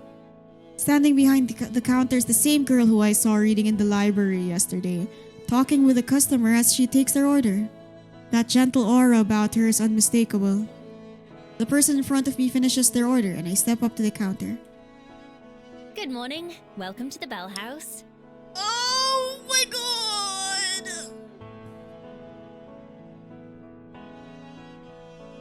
What can I make for you today? Oh, hi. I'll have... A vanilla latte? No, that's boring. What do you recommend?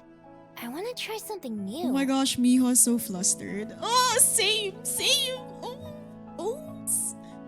I'm glad you asked. Oh, and she has that kind of personality. Oh.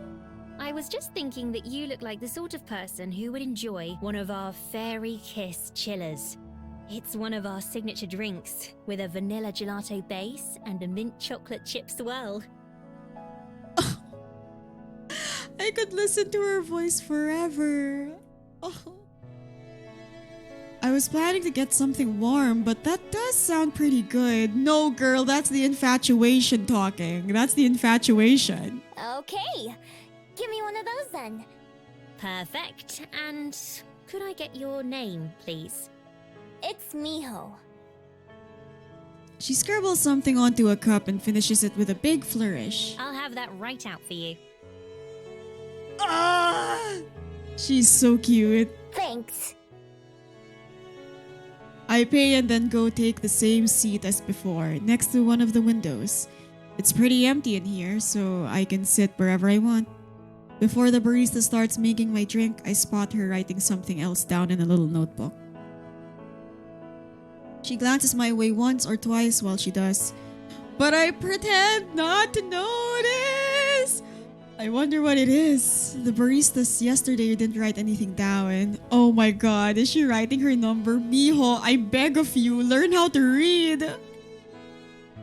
Anyway, I've got more important things in my mind. I'm all over the plan which formed as I walked here, becoming increasingly happy with it. Tonight, I've already decided I'm going to sneak back into that library.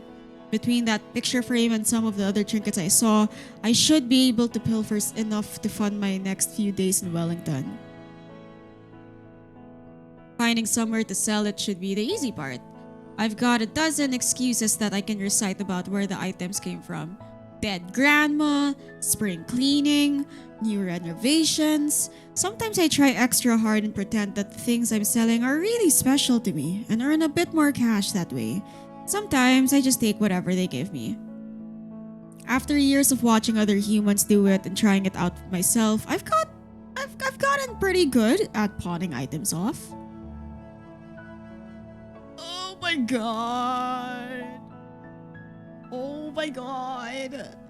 I find myself idly watching the barista make my drink. While I do, I practice a disarming smile. All of her movements are quick and practiced, but she has that same faraway look in her eyes that I noticed yesterday. Oh! Not me, girl! Not me! She looks up and our eyes meet. I don't look away, and she turns pink before ducking away behind the machine, out of sight. Huh. Weird girl.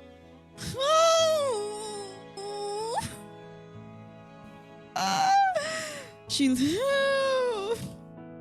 I turn my head around to look around the cafe, and a butterfly outside catches my attention, so I watch that instead.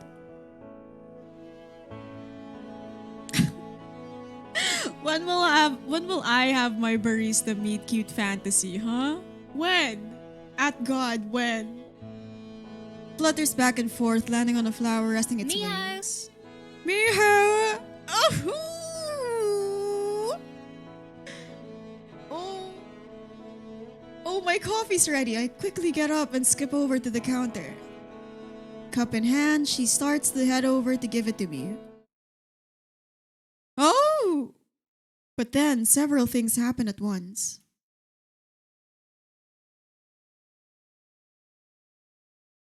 Oh my god! Oh my god! One of the little tassels on the pocket of her apron catches on one of the drawers behind the counter, and she jerks to a stop, eyes wide with surprise. And my drink tumbles out of her hand, landing on the counter with a wet gloop sound as the ice cream splats against it, sending mint green rivers of coffee everywhere. Oh no! Our drink! And what about our clothes? A few seconds pass where we just look at each other, neither of us quite sure what to do. And then she takes a deep breath. I am so sorry. I'll make you a replacement right away. Just give me 1 second and I'll have that ready for you. Oh my god! Her words spill out faster than the beverage, making it hard to even understand what she's saying.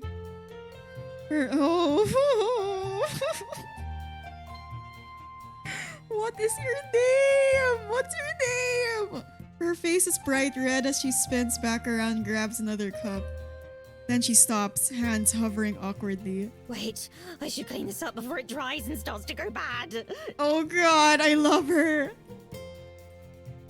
She hurries back to the mess, wiping at it with some napkins. She mops up as much of it as she can with one hand, then leaves the soggy paper on the counter while she starts to remake my drink.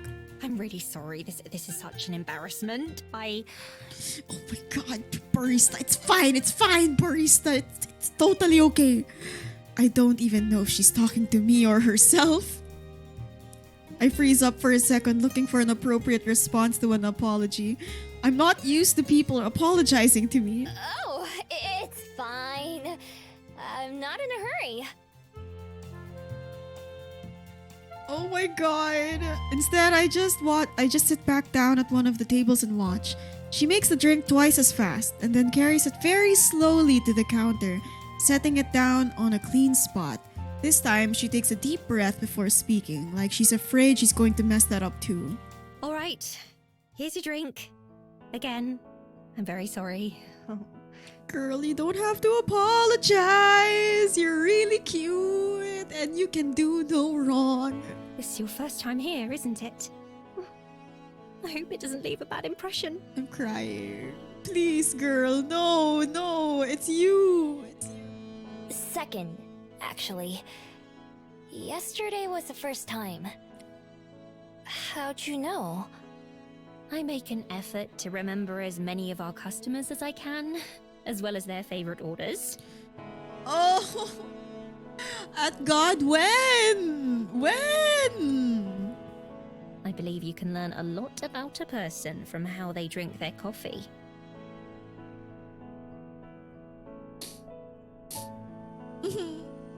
I'm sure. Well, that's too bad for her because she won't remember me at all next time. I take a big sip of the drink she made for me. It's creamy and rich and sweet all at the same time. Whoa, this is really good. It's kind of like a milkshake, but not. But it's not like coffee either. Yes, exactly. I'm very glad that you like it. It's one of my favorite beverages. It's her favorite! In fact, the recipe was my idea. Oh! Well, now we have a favorite. Whoa! They should put you in charge of all the recipes. She smiles again. Seems like she's gotten over the crisis of the spilled drink already. Thank you. I'll make you another one of my favorites next time, if you'd like. Oh my god! Oh my god, oh my god. Totally. Self-voicing enabled. Oh, Fairy oops. Kiss Chiller. Tire. Self-voicing disabled. I didn't know that was a feature. Oh my gosh. At least I'll know what to order next time, even though I'll have been forgotten. I'm already thinking of this place as my go-to coffee shop, especially since it's in a convenient area. With tasty drinks and cute baristas, I don't have a reason to go anywhere else. I agree. Glad we're on the same page, mijo. A knocking sound from the employee area gets both our attention. Her name is Aspen? That's so cute. Can you start another batch of croissants? Oh, sure. I'll be right there. She calls back over her shoulder and then looks back at me briefly. Have a nice day, mijo. You too. You too.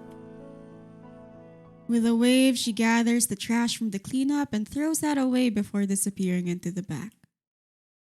So her name is Aspen. That's a pretty name. I'll have to try and remember that.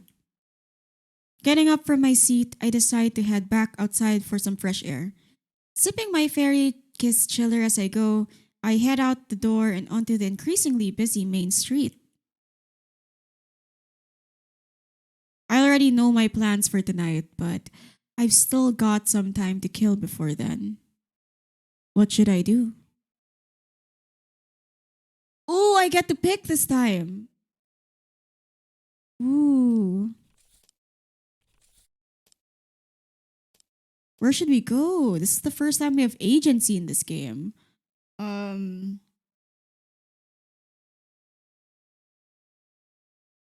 I guess we could go to. We could potentially meet somebody in Oriental Bay. But, yeah, oh yeah, I see a portrait. Yeah, def. Oh, there's a clock? Does it mean it's time bound? Can we only do like a limited number of these quests? Let's do the mountain girl, whoever it may be. I have plenty of time to kill and also plenty of restless energy.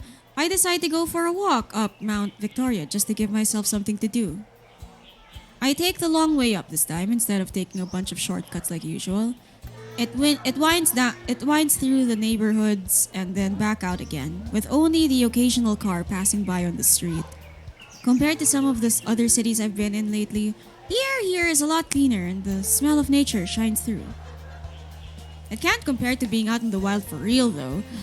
But it's nice not to be choking on exhaust fumes everywhere I go. The houses are weird though. Most of them sit up on tall legs like giant bugs with windows for eyes. More people seem to be coming down the mountains than going up it. Lots of them zip past on bikes or skateboards while others jogging or just walking. This path is longer than I thought. Oh? Didn't quite expect to see this kind of guy when I picked this option. About halfway up or so, there's a wooden bench just off the sidewalk. It's occupied by a man with dark hair and big sunglasses.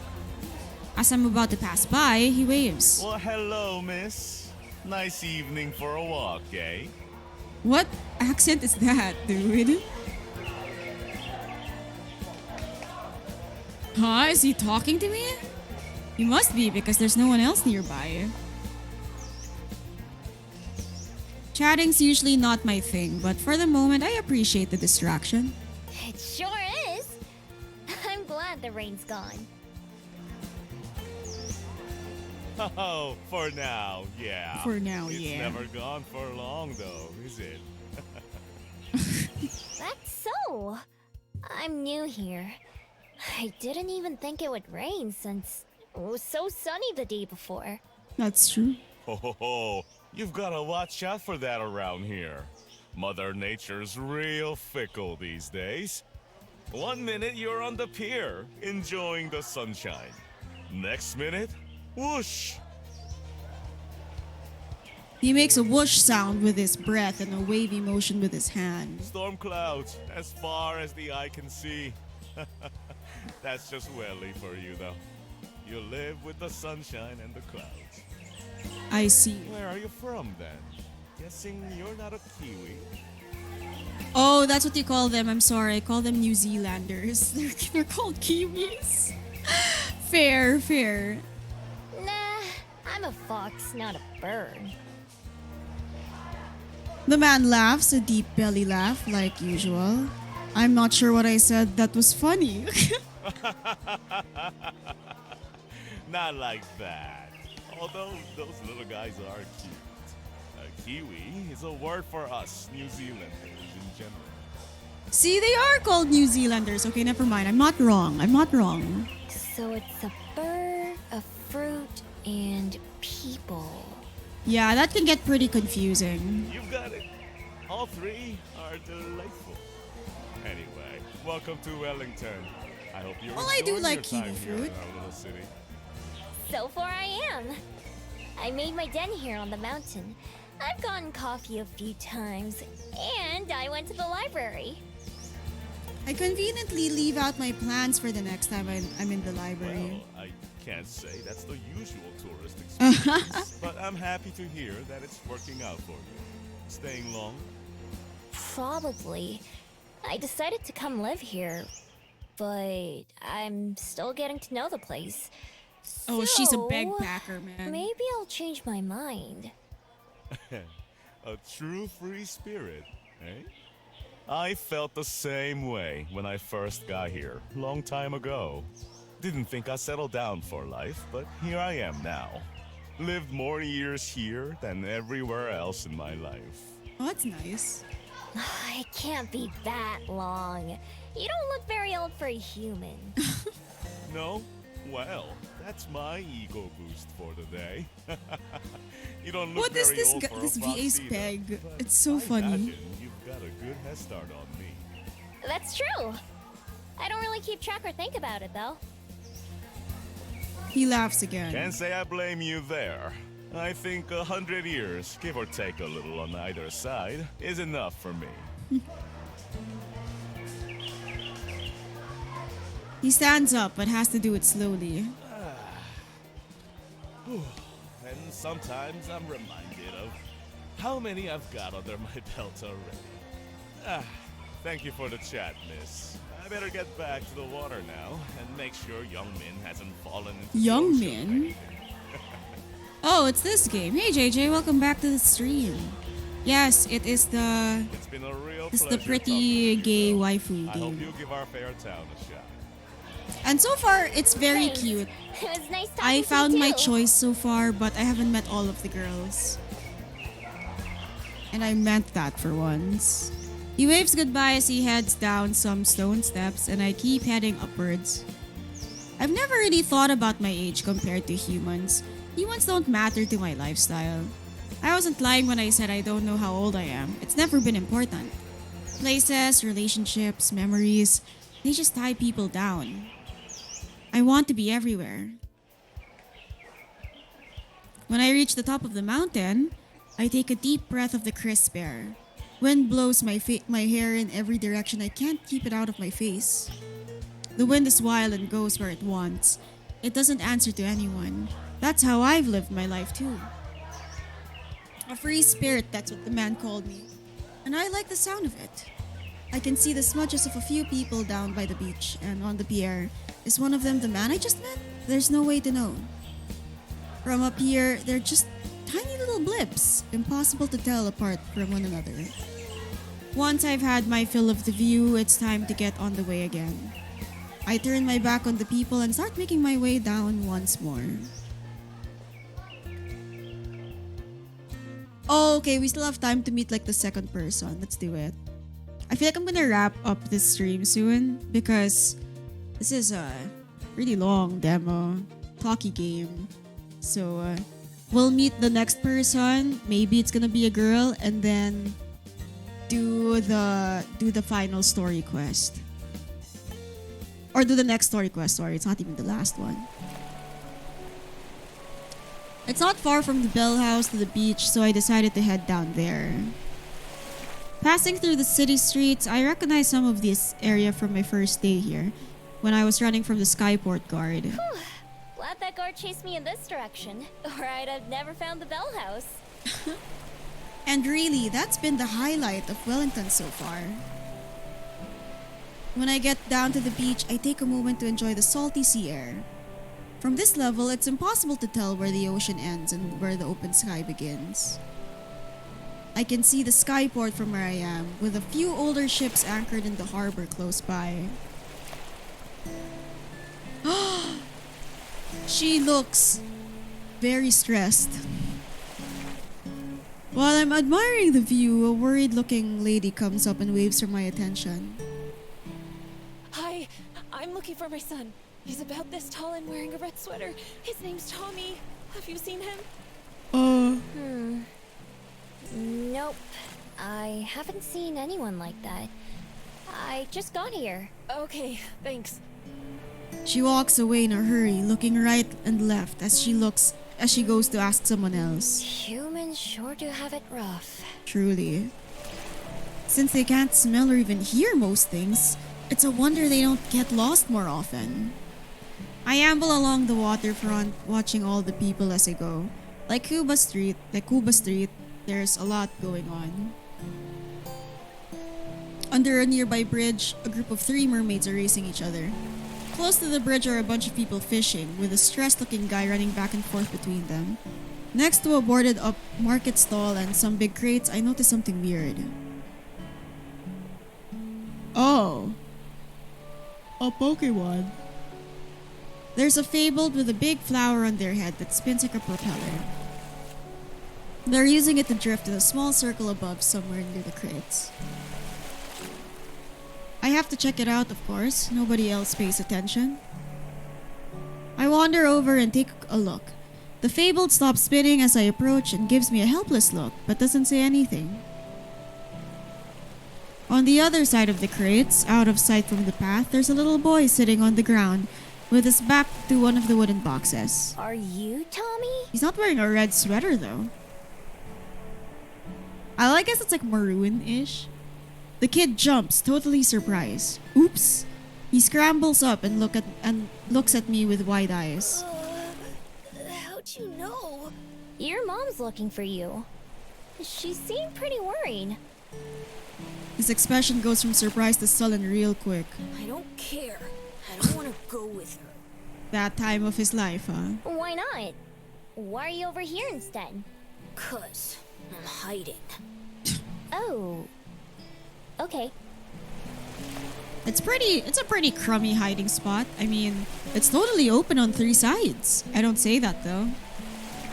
Instead, I look up at the fabled floating overhead. It almost looks as glum as Tommy. Who's that? That's Jerby! Jerby! See him? I can. Is that weird? Mom and Dad can't see him. They think I'm just making him up. He doesn't talk, but he's real. Jerby waves from up high. He kinda gave away your hiding spot. I saw him from the road. Mom can't see him, and that's all that matters. Why are you hiding from her? 'Cause... Tommy sits back down and scratches at the dirt with a rock. Guess he doesn't want to talk about it. I'm always happy to end a conversation. Well, good luck. Doesn't seem like he's in any danger, and I don't want to get blamed for him in hiding in the first place. Hey, wait a minute. Are you gonna go tell her where I am? Before I can answer, his eyes get huge again. Tommy, there you are. Oh well, you brought that on yourself, kid. I have to turn around again. This time, it's the woman from before. She's already flying past me over Are you Tommy. okay? What were you doing? Don't you ever run off like that again. Oh, I'm just glad you're safe though. Her voice goes up and down between relieved and angry. She has Tommy in a tight hug, but she's just staring forward grumpily. Jerby's flying in distress circles again. Finally, the lady turns to me. You found him, right? Thank you so much. I was so worried. No problem. I didn't really do anything. I did find him, but so did she. Guess she's not thinking about it too much. Come on, Tommy, let's go home. We'll talk about this there. No, not going. That's not home. Oh no. They're gonna fight. Tommy, sweetie. Home is where it's you, me, and Dad! Not that apartment! Oh, that situation, huh? That's still your home too. But this, it's like your second home now. No, it isn't! Not without you, it's not! Oh, okay. Do you and Dad really have to get it? Oh, kid. Tommy, who was already sniffling, can't keep from breaking down and crying as he throws his arms around his mom and hugs her back. I don't want you to go! I get the impression that I should probably leave. Normally, I'm happy to be nosy and listen in on things, but right now seems kind of awkward. Neither of the humans notice me leave, but Jerby and the Fabled sadly waves goodbye as I head off. I wonder what makes him stick around. ¿Qué tal? I'm good. Thank you for stopping by. Not being able to be seen by certain people sure sounds useful though. I don't have to go far before the sound of Tommy and his mom talking are drowned out by the noise of the waterfront. I easily fit into the crowd of people milling about. Being able to live a life that no one notices is close enough to being invisible.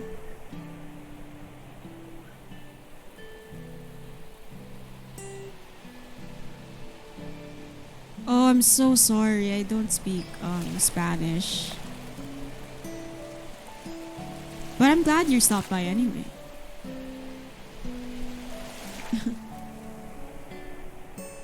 No, being part of the crowd is just perfectly fine for me. I stand at the concrete and admire the ocean until I've had my fill, and then I start wandering again. Alright, let's break into the library, shall we?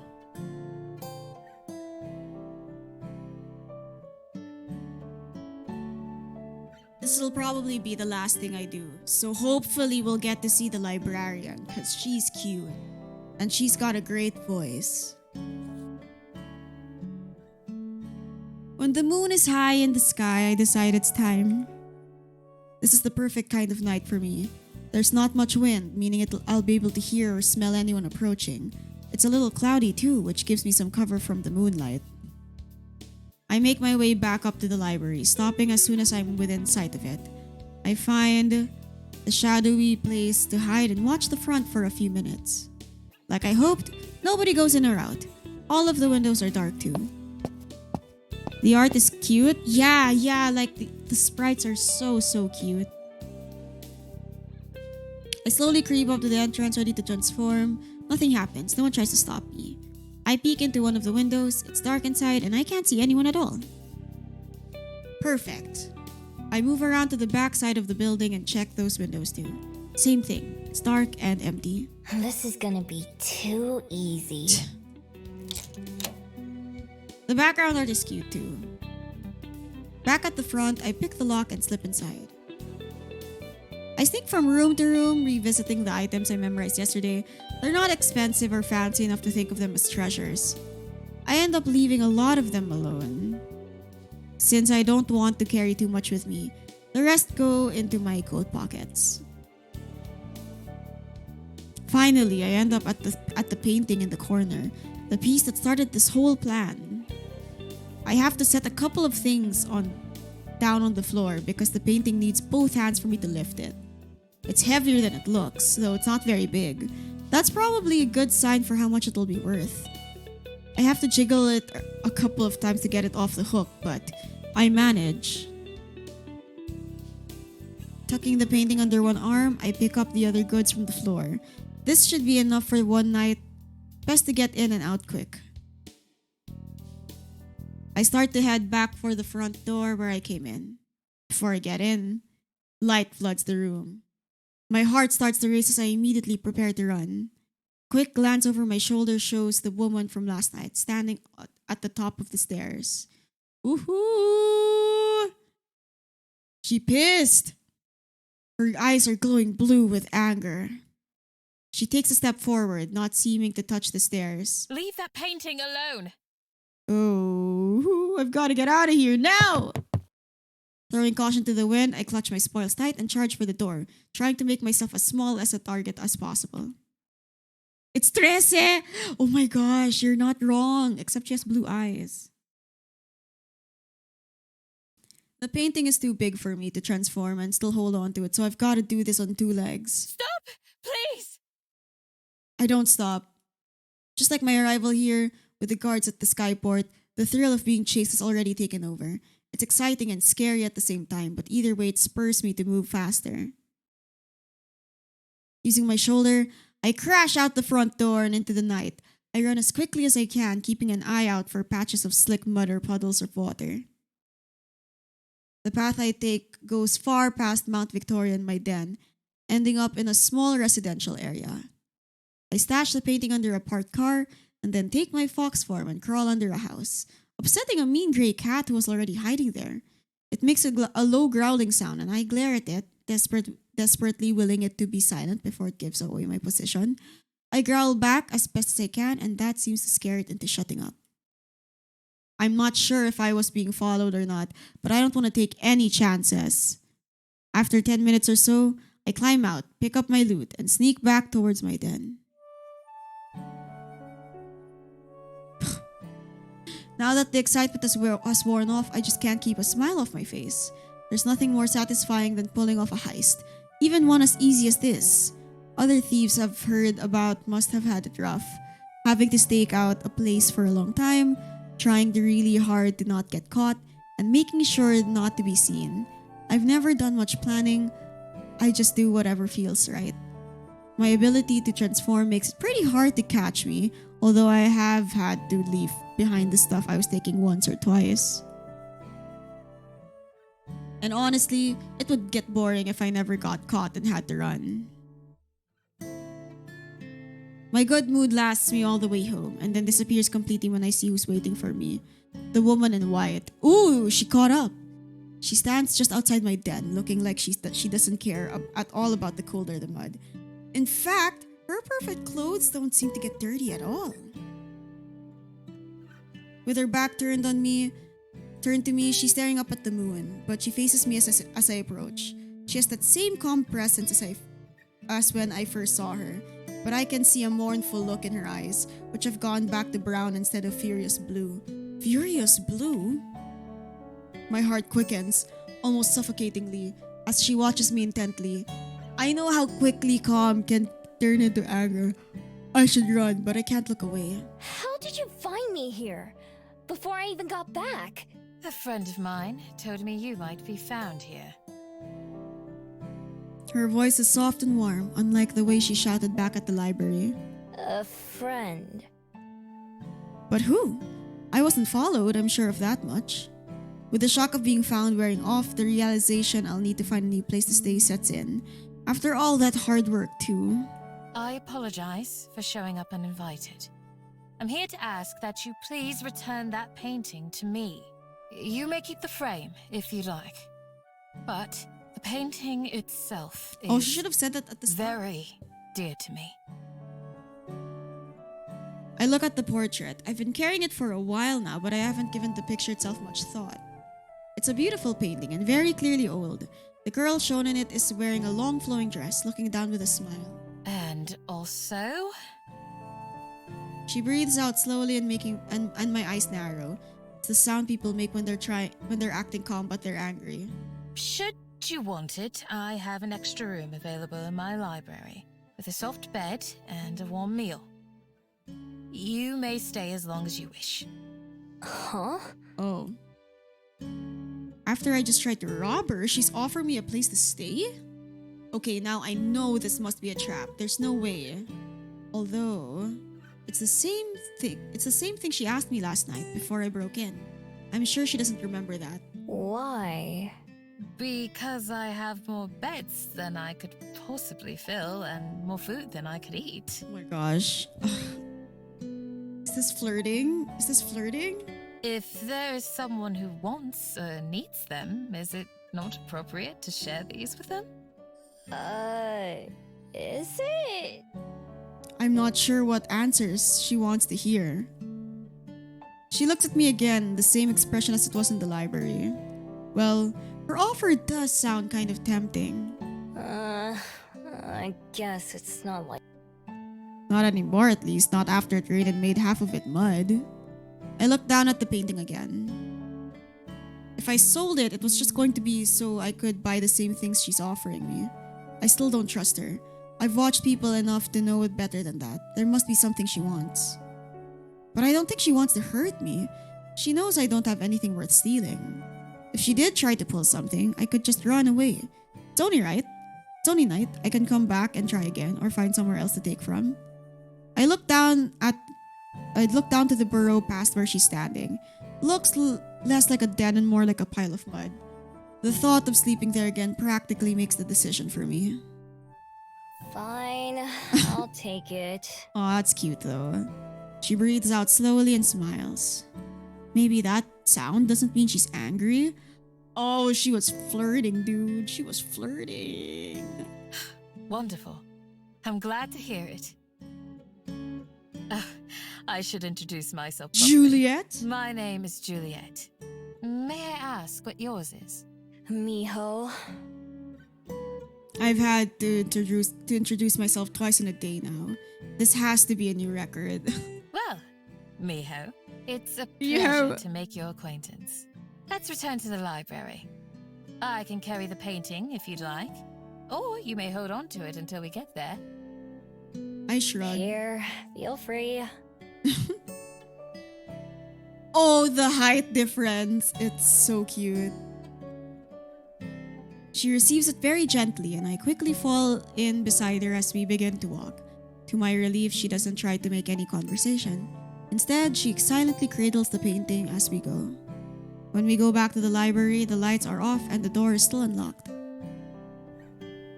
After setting the painting down on the desk, Juliet gestures towards the stairs. It's on the second floor. I follow her lead again until she stops at one of the closed doors. She unlocks it and lets me in. It's a nice room. It's so spacious. This room is simple and cozy, with a couple of dressers, a table, and a bed. Over the bed, there's a boxy window with a wide sill big enough to sit on. On the table, there's a cheese sandwich and a few apple slices, plus some sort of cake. There's also a pitcher of water. I hope the food is to your liking. 2 rooms down the hall from here, you'll find a refrigerator, and you may help yourself to anything in there. My study is just past that. If you need anything, don't hesitate to All come find me. the two choices we have so far are so compelling. I don't know who to pick. Is there anything more I can bring for you? I shake my head, still in disbelief. What am I even supposed to say in a situation like this? I just stole from her, and now I have both a bed and food in return. As if to continue my confusion, she gives a calm smile. It doesn't help. Then I'll leave you to it. We can speak again in the morning. Good night, Miho. Oh, she's so cute. The door shuts behind her, and I expected to hear Juliet lock it, but when I try the knob after giving her a few moments, the door opens quietly to the dark hall. Juliet's nowhere to be seen. I pull the door back shut behind me and inspect the room, looking for any hidden threats. I also check the food, sniffing it to make sure there's no poison or anything. If there is, I can't smell it, so I dig in instead. Whoa. This is really good. Oh my god. There's 3 different kinds of cheese in the sandwich, which is 2 more kinds than I knew existed. The bread is soft and buttery, and when I take a bite of the apple, juice rolls down my chin. The water I wash it down with tastes better than the water from the stream by my den. When I'm done eating, I climb into bed, still feeling overwhelmed. More specifically, not knowing how to feel. Part of me fears that I've made some gigantic mistake, and that I'll wake up in danger, if I ever wake up at all. Trusting my instincts has kept me alive on multiple occasions and for hundreds of years. Enough that I've lost count of exactly how many. But something tells me that I don't have anything to fear from the woman, who I can only assume is my host and the owner of this place. Ooh. So with that in mind, I pull the blankets up to my chin and adjust the luxurious pillows beneath my bed. Who knows? Maybe the morning will bring trouble with it. But right now, just sleeping sounds right.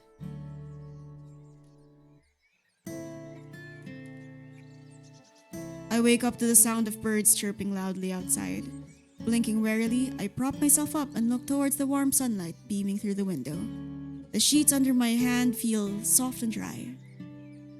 My hand goes to my neck, taking in the smooth familiarity of my necklace.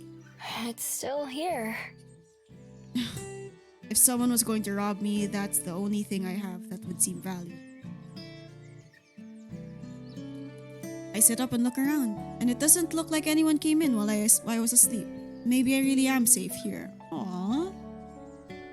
I wonder if Juliet's friend was the scent I noticed outside my den on the first morning. I don't know how else she could have found me, or how they did it without waking me up. If it happened before, it could happen again, as much as I hate to admit it. So I check around the room very thoroughly, but still don't notice anything different from when I went to bed. Maybe it's not a trick. All my past experiences have told me that there has to be a catch. Nothing is free. Nothing. But no matter how hard I try, I can't figure out what it could be. Oh my gosh, Juliet is just so cute.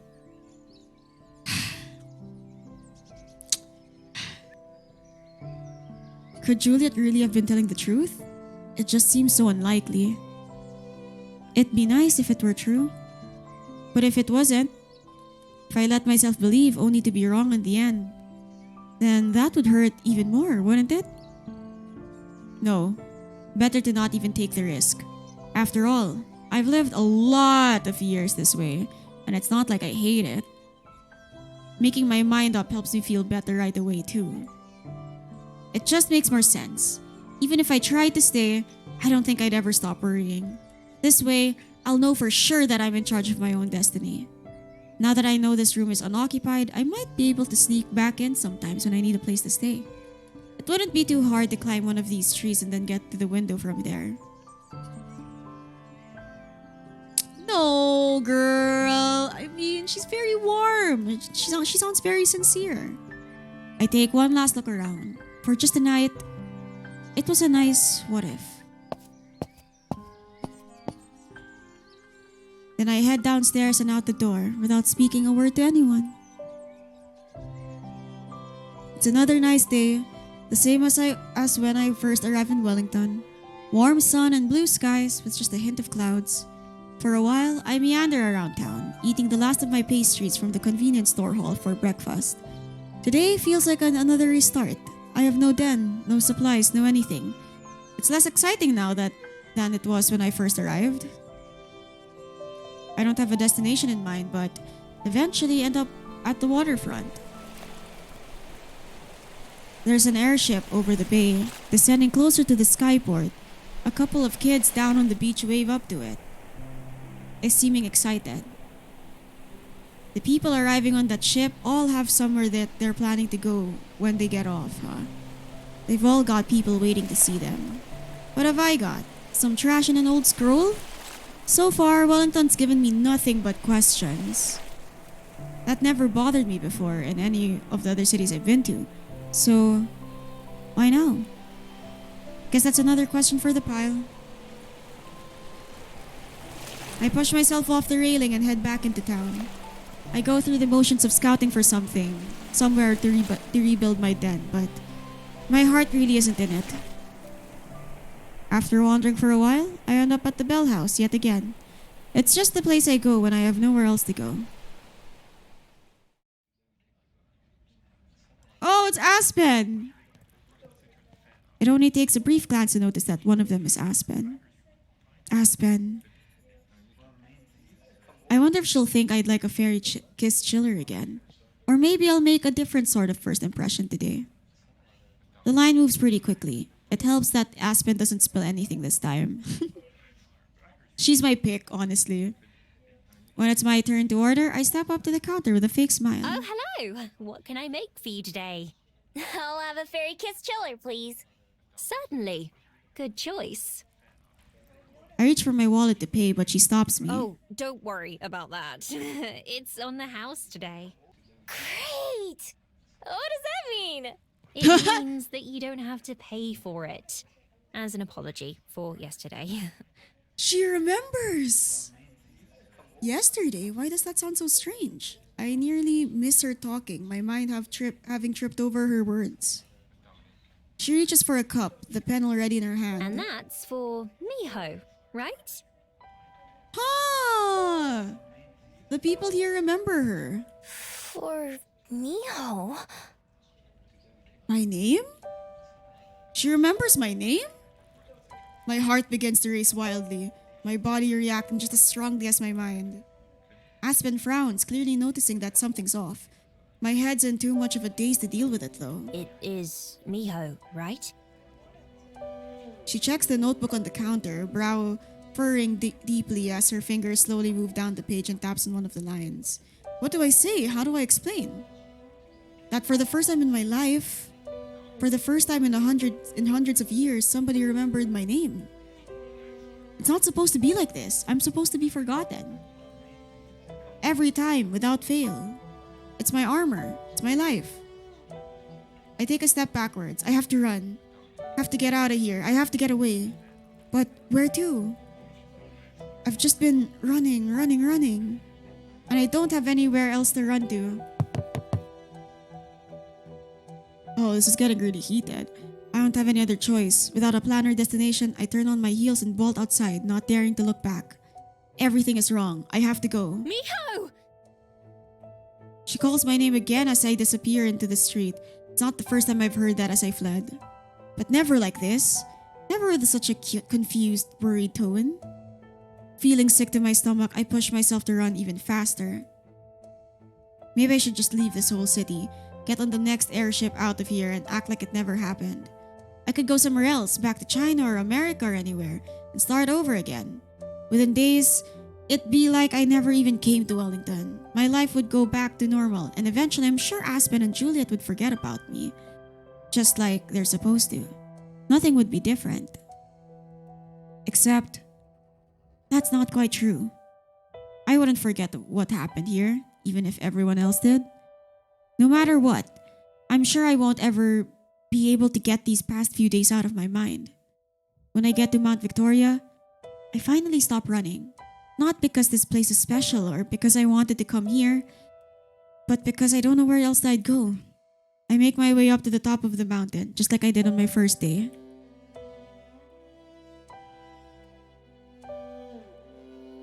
The view, which I admired so much last time, doesn't do much for me now. Instead, the city looks cluttered and confused from up here. My chest hurts from running so long. I'm much more used to quick bursts of sprinting to get away from something or someone. I guess that's still what I'm trying to do now. But I'm not too sure what it is that I'm running from. Whenever something goes wrong, my first instinct is to flee. Aspen remembering me definitely counts as something wrong. But when I stop to think about why, some of the reasons are obvious. Mostly, what if it's not just Aspen? What if everyone can remember me now? Or even worse, what if people who forgot about me a long time ago start to remember me? Both could get me in a lot of trouble. My days as a thief would probably be over. There are some places where I could never show my face again. The smart thing to do is leave. I can even see a couple of airships at the skyport right now. I have everything with me. I could just go. There's nothing keeping me here. And yet, I don't move. I still don't even know what it is I'd still be running from. From Aspen? From Wellington? When I think about it, I have to admit that running wouldn't get me anywhere. This worry, these questions, would follow me wherever I go. No matter how far and no matter how long. So then, what do I do? The only answer I can think of is the scariest one. The one that goes against everything I've ever learned. Closing my eyes, I picture the library and Juliet's offer. I picture Aspen, whom I barely know, but who's already changed my life. Maybe I should stay and try to find out more. Maybe, just maybe, being remembered might not be all bad. I clench my fist so tightly my knuckles turn white. The urge to turn tail and head for the skyport is so strong, it's almost like a magnet pulling me there. I resisted though. Slowly, I walked back down the mountain, making my way to the library. I'm not sure what to say when I get there. Explain everything to Juliet and hope she'll let me stay in that room again? I don't even need the room. I could rebuild my den and hide out there, maybe in a new spot, one that Juliet doesn't know about. Not having to worry about the weather or other animals would be nice though. There's no telling if Juliet will remember me too. If not, it might be easier to pretend this is my first time visiting and just ask if there's anywhere I could stay. Even though I'm not moving very fast, I still don't feel ready for this conversation by the time I reach the library's entrance. It's only been an hour or so since I left the Bell House, so it's not late enough for the library to be closed. The usual stream of people flows in and out of the doors. Okay, I can do this. I stand off to the side of the entrance, preparing myself as people pass to and fro. My heart is racing the same way it does during a tense break-in, maybe even harder. My tail twitches back and forth. Usually I don't notice, but right now I'm super aware of everything about myself. Fighting off my instincts, I open the door and let myself inside. I'd been expecting to have to look for Juliet, but instead, she's right by the entrance. Oh! What surprises me most, however, is the woman leaning against the large desk beside her, Aspen, who's now engaged in conversation with a look of deep concern on her face. Wasn't there when I checked the bedroom. I wish she would have spoken to me first, at least. I barely catch the end of Juliet's sentence. She notices me only moments after I spot her, and for a second her mouth forms a perfect O of surprise. Juliet? What are you... Aspen turns around to follow Juliet's gaze, her eyes opening wide at the sight of me. Miho! Oh my god. They know each other. My brain goes blank, rehearsed lines flying out of my head. Hey there. I slink over to where they're standing, hands in my pockets, unsure what I should say first. It's nice to see you again, Miho. I was hoping that you'd return. Oh, they are so cute. They're so cute. It's making me emotional. Me too. That was pretty sudden. I worked extra hard on that drink for you, you know. I freeze up, looking for the words. Aspen's expression softens in concern. Miho? Alright, the drink. I'm sorry. Well, I ended up drinking it myself, so I suppose I can't complain too much. She laughs and I can't stop myself from blurting out my next words. You seem different. I'm sorry? Oh. Like, less polite? Well, I'm not at work anymore, am I? What am I saying? What was I planning on saying again? God, she's so whipped. She can't. It's hard. Will you be staying for a while, Miho? If so, we can continue this conversation in the dining room. It's a bit more private there. This library is practically a house. Thank you, Juliet. She sends me a raised eyebrow when I accidentally sigh in relief a bit too loudly. Yeah, sure. That sounds great. I'm not gonna run away again. I'm glad to hear that. Right this way, then. Juliet leads the way down the hall and into one of the locked rooms.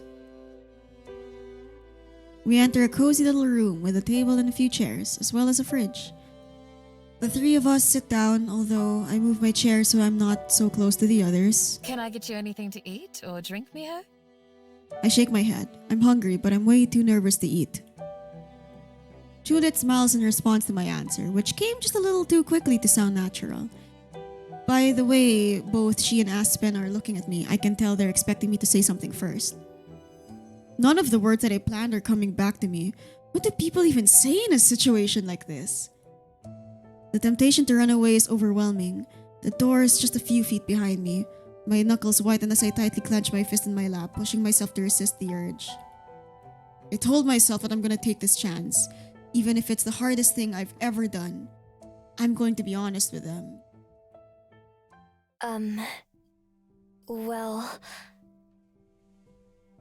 I struggle to think of what to say.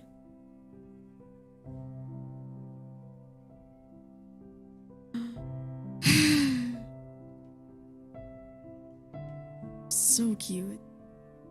Juliet waits patiently, her eyes gazing coolly in my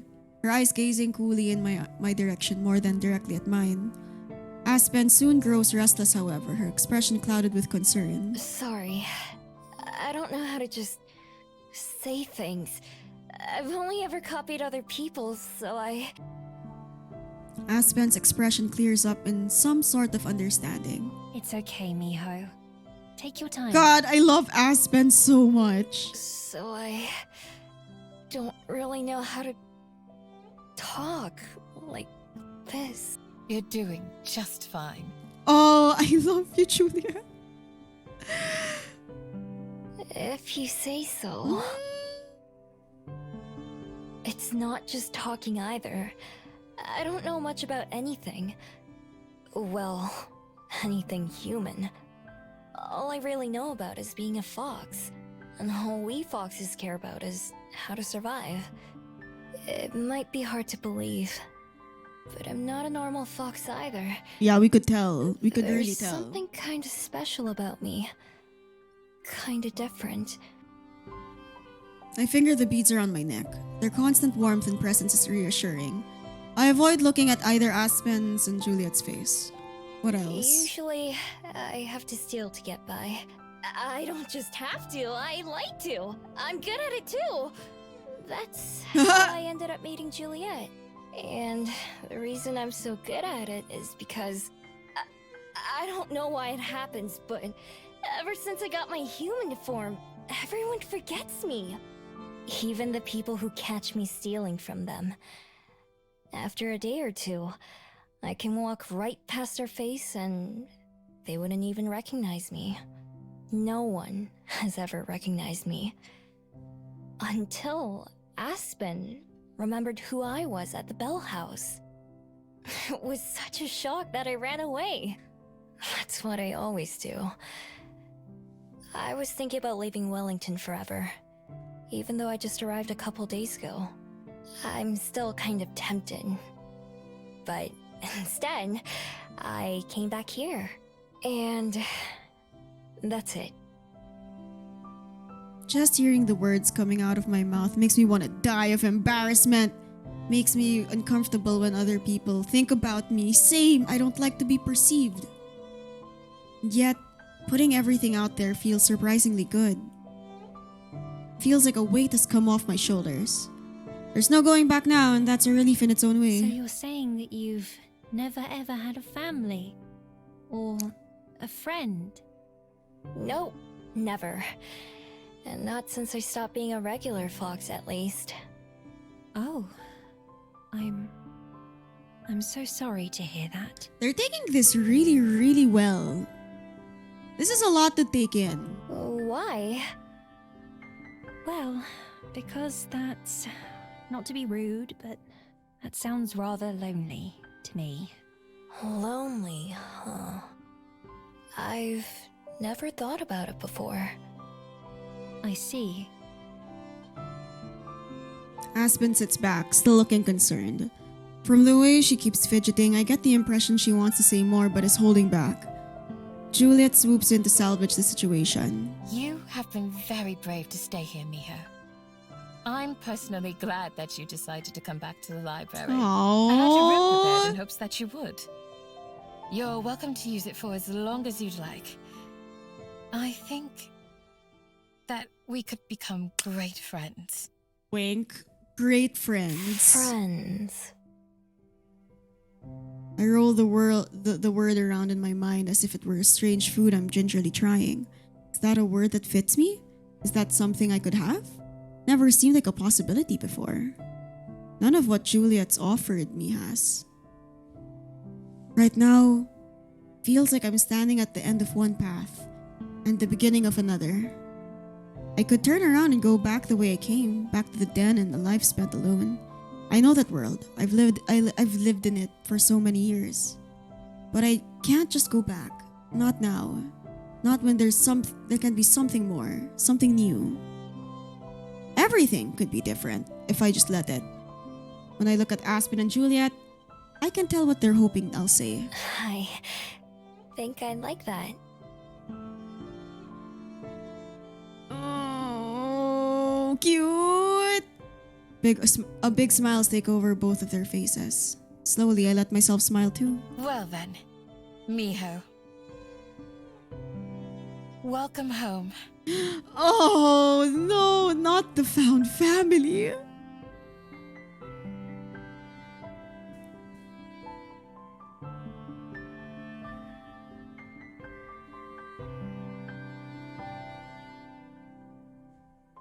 Oh! Oh, that was cute. That was really cute. Well, that's the demo. It's a very lengthy intro. And I do kind of wish we got introduced to the characters a little earlier on. But I see why the narrative had to play out that way. Oh, maybe we can go through the survey together. Is it long?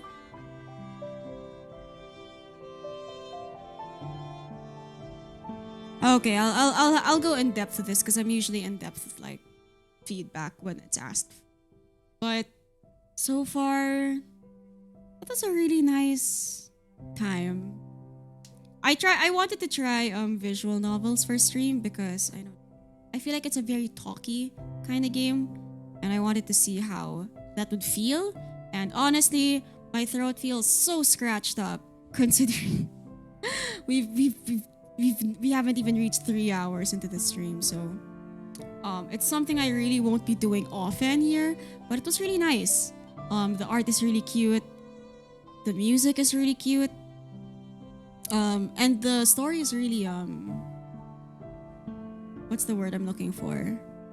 The story is very compelling. It's my flavor of stories and romance. It has just the right amount of supernatural and like slice of life. It feels like a nice transition considering we played at an Atelier Iris game yesterday. So thematically, it doesn't go too far from that. And it was really nice. I'm really looking forward to buying the entire game and then playing it on my own. And if you guys liked it, I highly recommend it. We've experienced it together if you've stayed up to this point. It's really cute. So, with that, I unfortunately have to do the tasks I was procrastinating on now. So, for those who are here, thank you.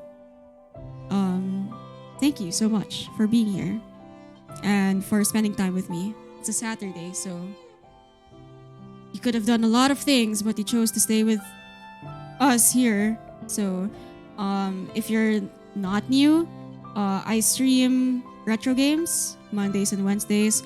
Fridays, we play whatever we want. And this is one of those off streams where I just stream for the heck of it. Anyway, if you like that, feel free to follow me. And if not, and you want to tune in, feel free to drop by then. And so, till Monday, have a great weekend, everyone. Have a nice romantic weekend. Whether it's with somebody else or yourself. Because I feel like I'm so alone right now after playing that. The girls were so cute. I really just want to see all of the waifus, man. But I guess I gotta play the game to know. Anyway, that's me signing off.